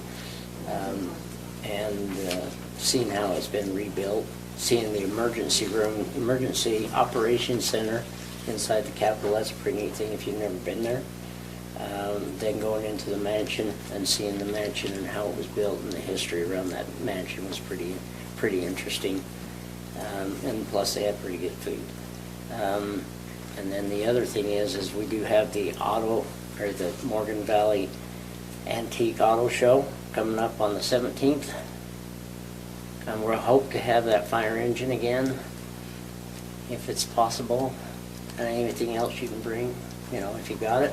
Shining my truck up for him. Had So to haul anyway. the fire engine back from Grantsville on a semi though. This- Uh-oh. It's not working Yeah, now? the brakes are having some issues. Uh-oh, sorry. We'll get it fixed. So anyway, that's basically a little bit of the update. And I would like to go into that session. Commissioner Wilson. I guess I only have one thing that I'm following up with on my assignment, and that was to go through the Cottonwoods and write down all the roads. I did that. I'll CC you guys on my stuff with Josh. I'll send it to him and CC you so we can just make sure that I'm sure they'll take care of it, but I'd like to watch it because it's bad. It's bad. Commissioner Anderson. Got just a couple things. I sent you guys an email, so I won't go into huge detail, but just tonight on the groundbreaking for the Mountain Green Sewer Improvement District treatment facility upgrade, and they wanted to make sure the commissioners were invited because of what we contributed through ARPA dollars there. I got a quick letter to read that I got in the mail. No return name, and it says it's from Morgan County parents. Did you guys not get one? Yeah, we all got it. Yeah, I got one. Well, I guess you guys don't care to read that in public then. Yeah, I mean, So you're what- welcome to read it if you I'm want. gonna read it. I think it's worth great. it for the public. Yeah, I'll read It's it. nice to have some positivity. Yeah, it is. It says, "We as parents and recreation coaches in Morgan would like to express our thanks and gratitude to the Recreation Department. We have loved what Lydia and Lacey have done with our youth and adult sports these past few years. These women work tirelessly to improve sports every year, and it shows. We love having our kids play, and they have such a fun time doing it. We know that people like to complain and have witnessed multiple times coaches and parents being unkind to recreation staff. It is heartbreaking to see the lack of support or understanding they have, and we wanted the commission to be aware that the majority of us support the recreation department. We're grateful to the growth they are bringing and how they always openly accept feedback and try to improve. You can't please everyone, and we can't imagine how hard their jobs must be with so many different opinions and thoughts. We love the adult sports they are bringing back to the community as well. This is such a fun way for adults to get to know one another and enjoy being outside. Thank you, commissioners, for your support of the Recreation Department of Lydia and Lacey. We're excited for the upcoming sports and see what else they can offer the community." I didn't know you guys got the letter. I figured you'd be really excited to read that, as excited as I was. But I think that is an awesome thing. It's every one of our county staff, I think, work hard at their jobs and do a good job. So I think any opportunity we have to recognize them is a good one. The only other thing I wanted to add, and Blaine's got a list of 30 long, so I'm going to grab one of those from you. But I had the opportunity to meet with Blaine and go down to meet President Adams. Go ahead. Let's hold off and do that in the closed session. Yes. Okay. Okay. Okay. Okay. I did have one other thing to share, Sorry. and maybe I'll. I think that's what Carrie would say too. What's Yeah. that? I think that's what Carrie would say too. Yeah, let's hold off. Yeah. Okay. Last Thursday, Austin and I had the opportunity to take a trip with a commissioner from Davis County and a commissioner from Weber County, so Jim Harvey and Randy Elliott, and their emergency managers. And the National Guard took us on a helicopter tour of Morgan, Weber, and Davis counties to look at flooding, what had happened from the flooding. So we got to go up in a Black Hawk, which was pretty cool. And they took us right very, very low. We came over up Parley's and over down East Canyon. We went down to about the Peterson exit on the Weber River, and then we turned around and went back up the Weber River up Lost Creek, past the dam, over into Causey, up to North Fork, over Mount Ogden, or North Ogden Divide, and then out across and around Willard Bay and the Great Salt Lake, and then up Farmington Canyon and along Bountiful. Overall, flooding looked pretty good. We could see a couple of landslides that have occurred. There's, Austin mentioned a road that's out, that's above East Canyon, and it's really washed out. When they say washed out, it looks like about a 20-foot wide swath is just completely gone.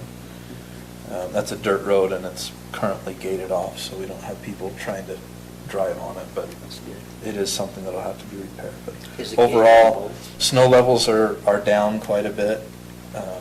And it looks really good from up there, but anyway, good opportunity to see what was going on. How fun was it? It was fun. It was fun. We were in the air for about an hour and a half. We got back over Salt Lake, and the pilot decided to show us what it could do, you know, and he was doing this and that. We're all going, oh. So was this the military or was It was this? military, yeah, it's the National Guard. That's cool. Oh, neat. Huh? Yeah, it was cool. It was fun, so. Next time you do that, I'd like to go with you just because I want to experience it. You know, they only let them have 2 per county, so it's just one commissioner and 1 emergency manager, and then we had 2 people from the state that were with us. They did say we can have them fly us anytime for $6,500 an hour, so, you know, if you ever want to take a ride, you just have to put the money. We didn't have to pay for it, it was part of the state deal, but I'll do that. Anyway, okay, that's it. Let's look for a motion to go into that closed session. So moved. This is a closed session for the purpose of discussing the acquisition or disposition of real property and reasonably imminent litigation, or currently, or pending litigation, I guess we should call it. Second. Motion and a second. All those in favor? Aye. Aye. Aye. Do we